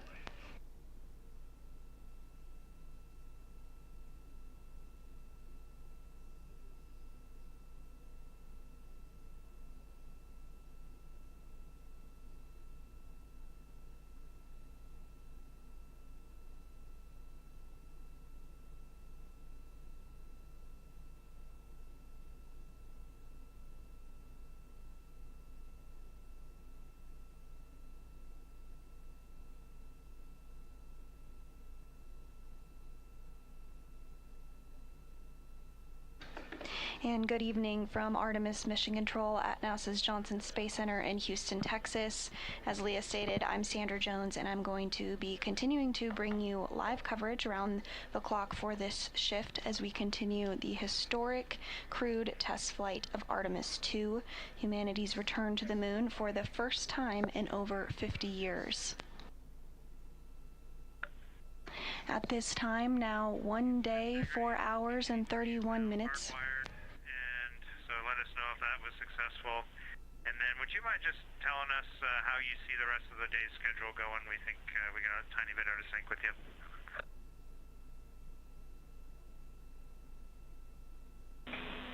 Copy. Checking.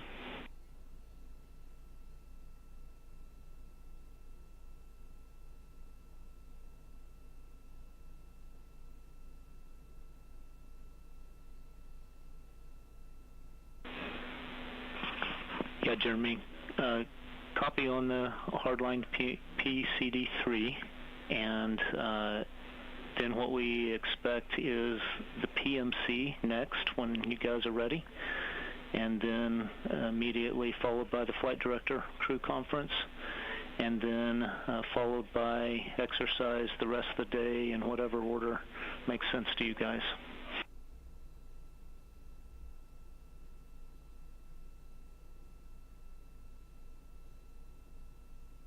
Okay, copy that. And any leans on when we do the toilet maintenance from your perspective? Checking.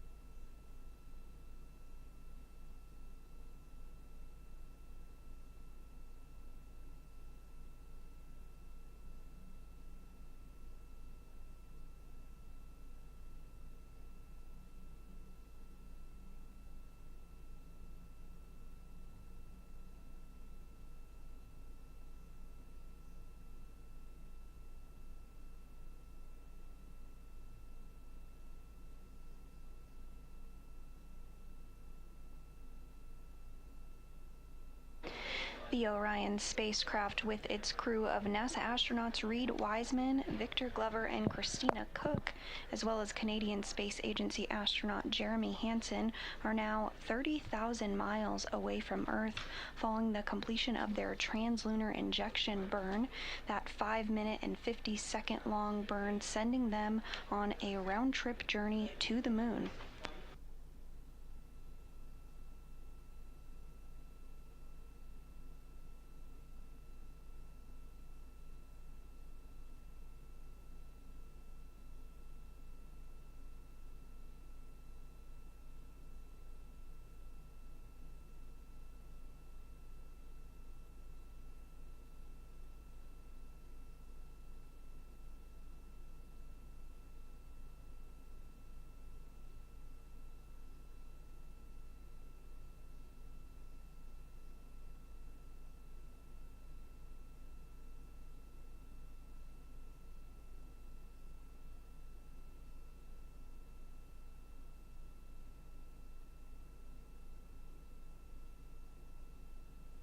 And following that 5-minute and 50-second long translunar injection burn, we do have some updated statistics for you regarding the Integrity spacecraft and the distance that it will travel from the Earth. Integrity will reach a maximum distance from Earth of 252,021 statute miles, and this will surpass the Apollo 13 distance record by 3,366 statute miles.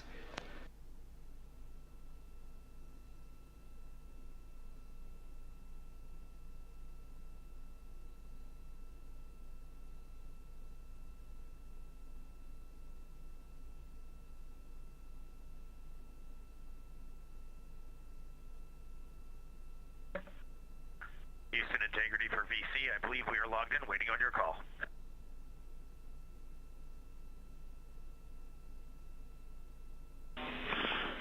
Copy, Reid. We are dialing now.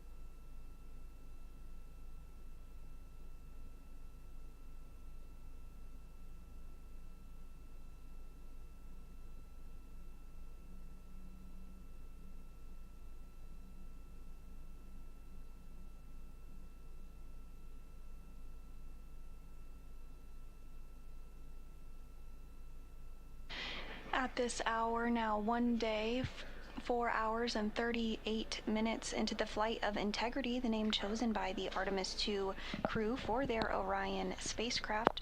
The crew's main priority is to adapt the environment of space and the lack of gravity. Wiseman, Glover, and Cook have all flown in space before, but this is the first flight for Hansen.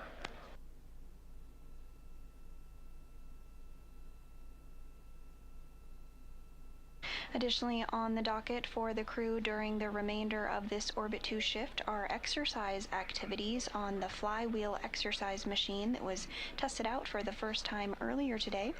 Flywheel is a simple cable-based device for aerobic exercises like rowing and resistance workouts, such as squats and deadlifts. It works like a yo-yo, giving astronauts as much load as they put into it, maxing out at 400 pounds. Following this, the crew will head into their pre-sleep period before getting some rest.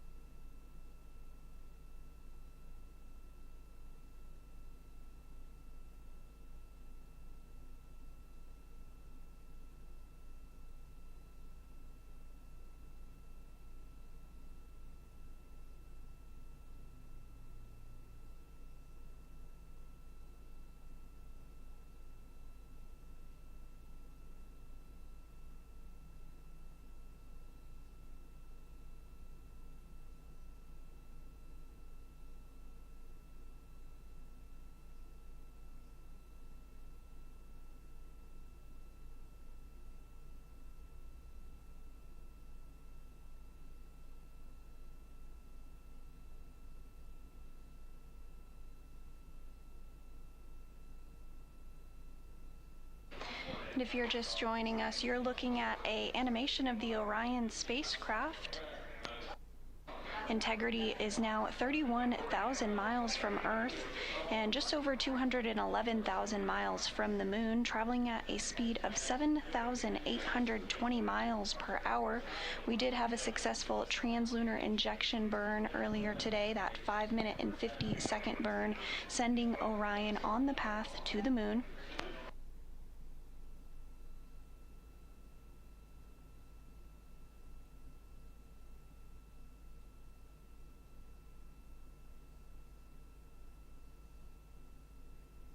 Additionally, this burn set up the Orion spacecraft and its crew to travel the farthest distance from the Earth, rather, that any human being has ever before.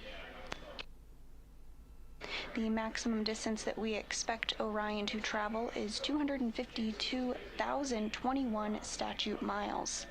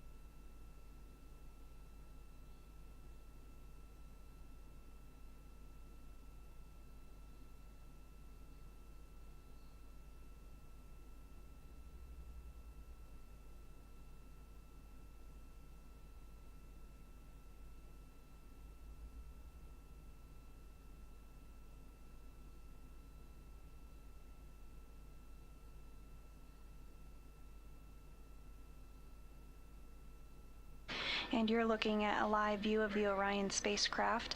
The large engine that you see in the center of the Orion spacecraft on the bottom of the service module is the Orbital Maneuvering System engine.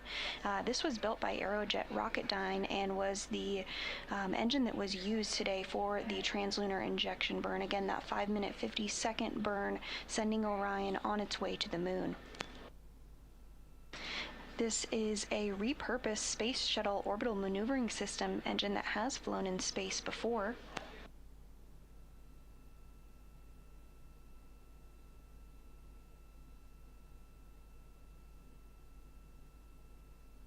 This engine flew on the Space Shuttle Atlantis on several missions, including STS-101, STS-98,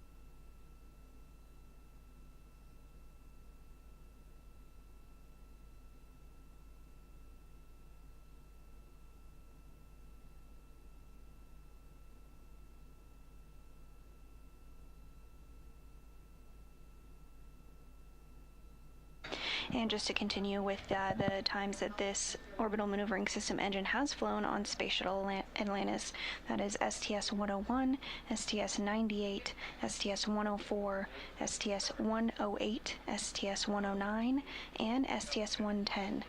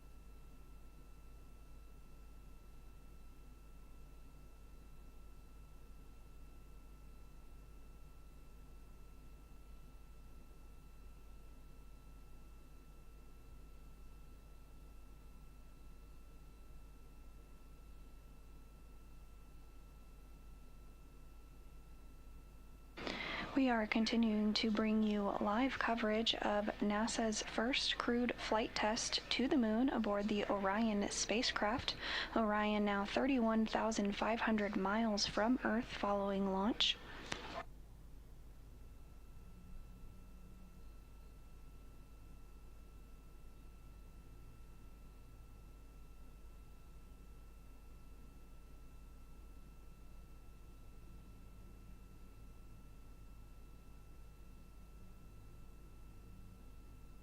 This view of the Orion spacecraft and mainly the orbital maneuvering system engine. Integrity on 1, PMC complete, ready for flight director conference when you are ready. We are setting up for that.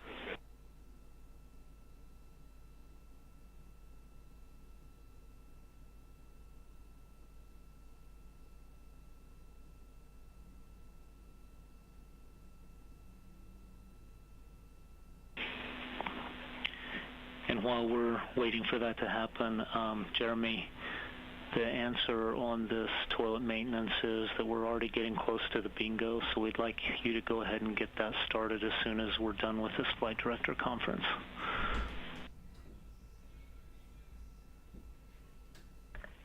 He copies. Thank you.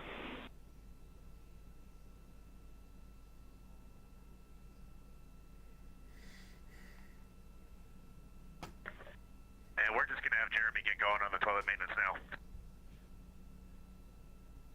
Okay, copy that. Sounds good.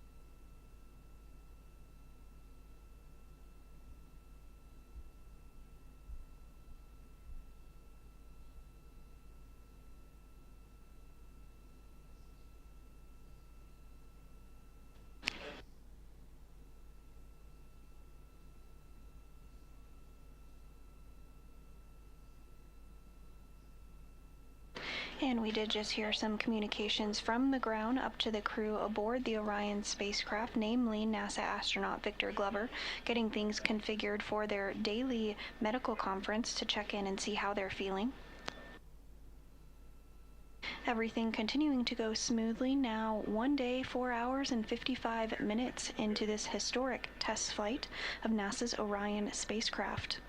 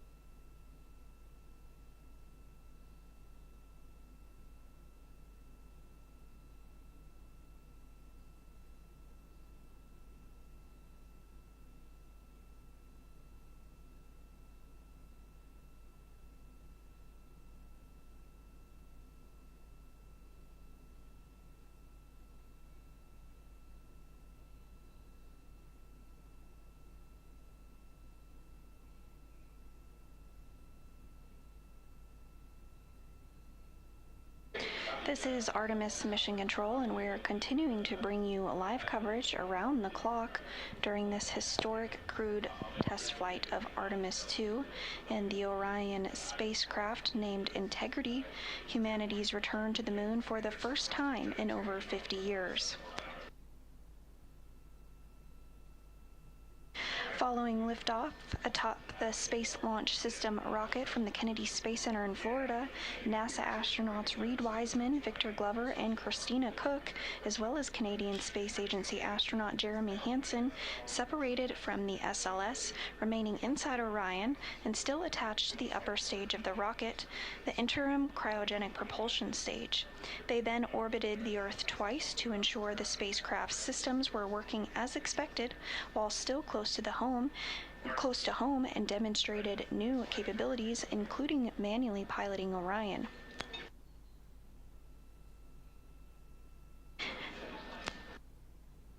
Earlier today, the orbital maneuvering system engine, the large engine you see on your screen there, fired for 5 minutes and 50 seconds.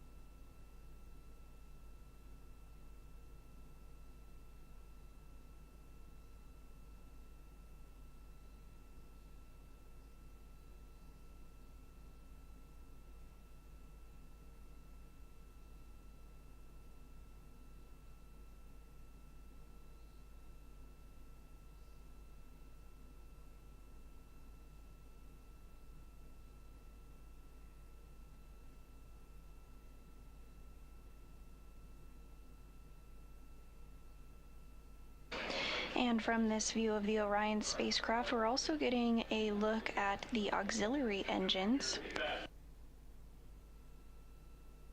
These smaller engines are located on the bottom of the service module in 4 sets of 2. And each engine provides about 100 pounds of thrust.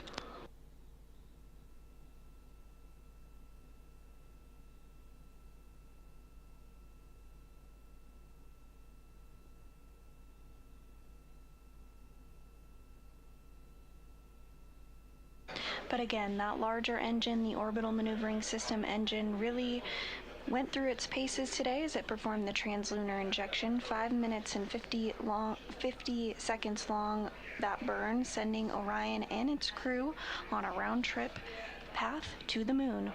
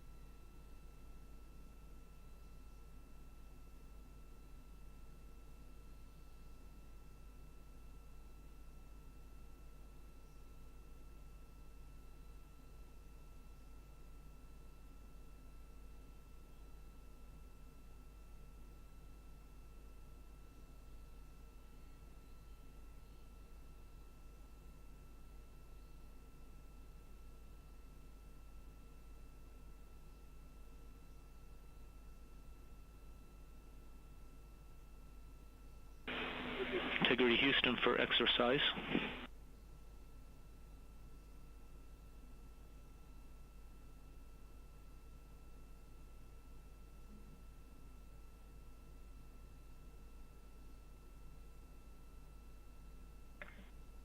Go ahead, Mark. Yeah, at this time you have a go for exercise. We'd like to remind you to do the AGA readings before you get started, and also ask you to give us the state of charge on the batteries on the accelerometers first.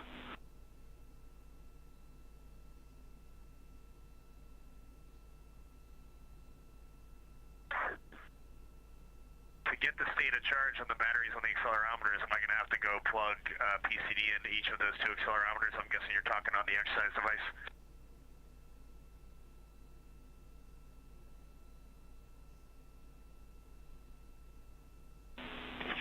Actually, Reid, did you catch that when you did the initial activity? Did you remember seeing that? I do not remember seeing state of charge.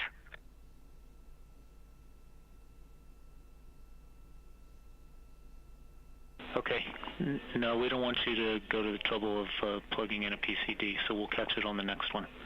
So disregard that one. Okay, sounds good. I do have a flywheel Excel data transfer activity later today. I can try to do it then.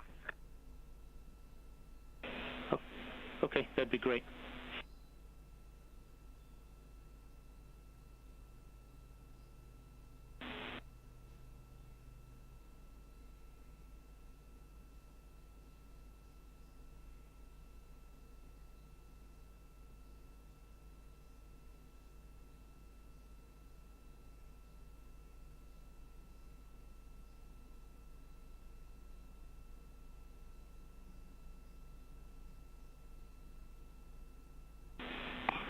And Reid, when you do that later, that is only on one accelerometer, and that'll be fine. We'll just take that reading from the one, whichever one you choose. Okay, we'll see where we get to today. Sounds good. And those communications to the Orion. When you're ready. We are ready. CO2 1.3, O2 19.0, 4.3 psi, and 73.2 degrees Fahrenheit. Okay, copy. Thank you.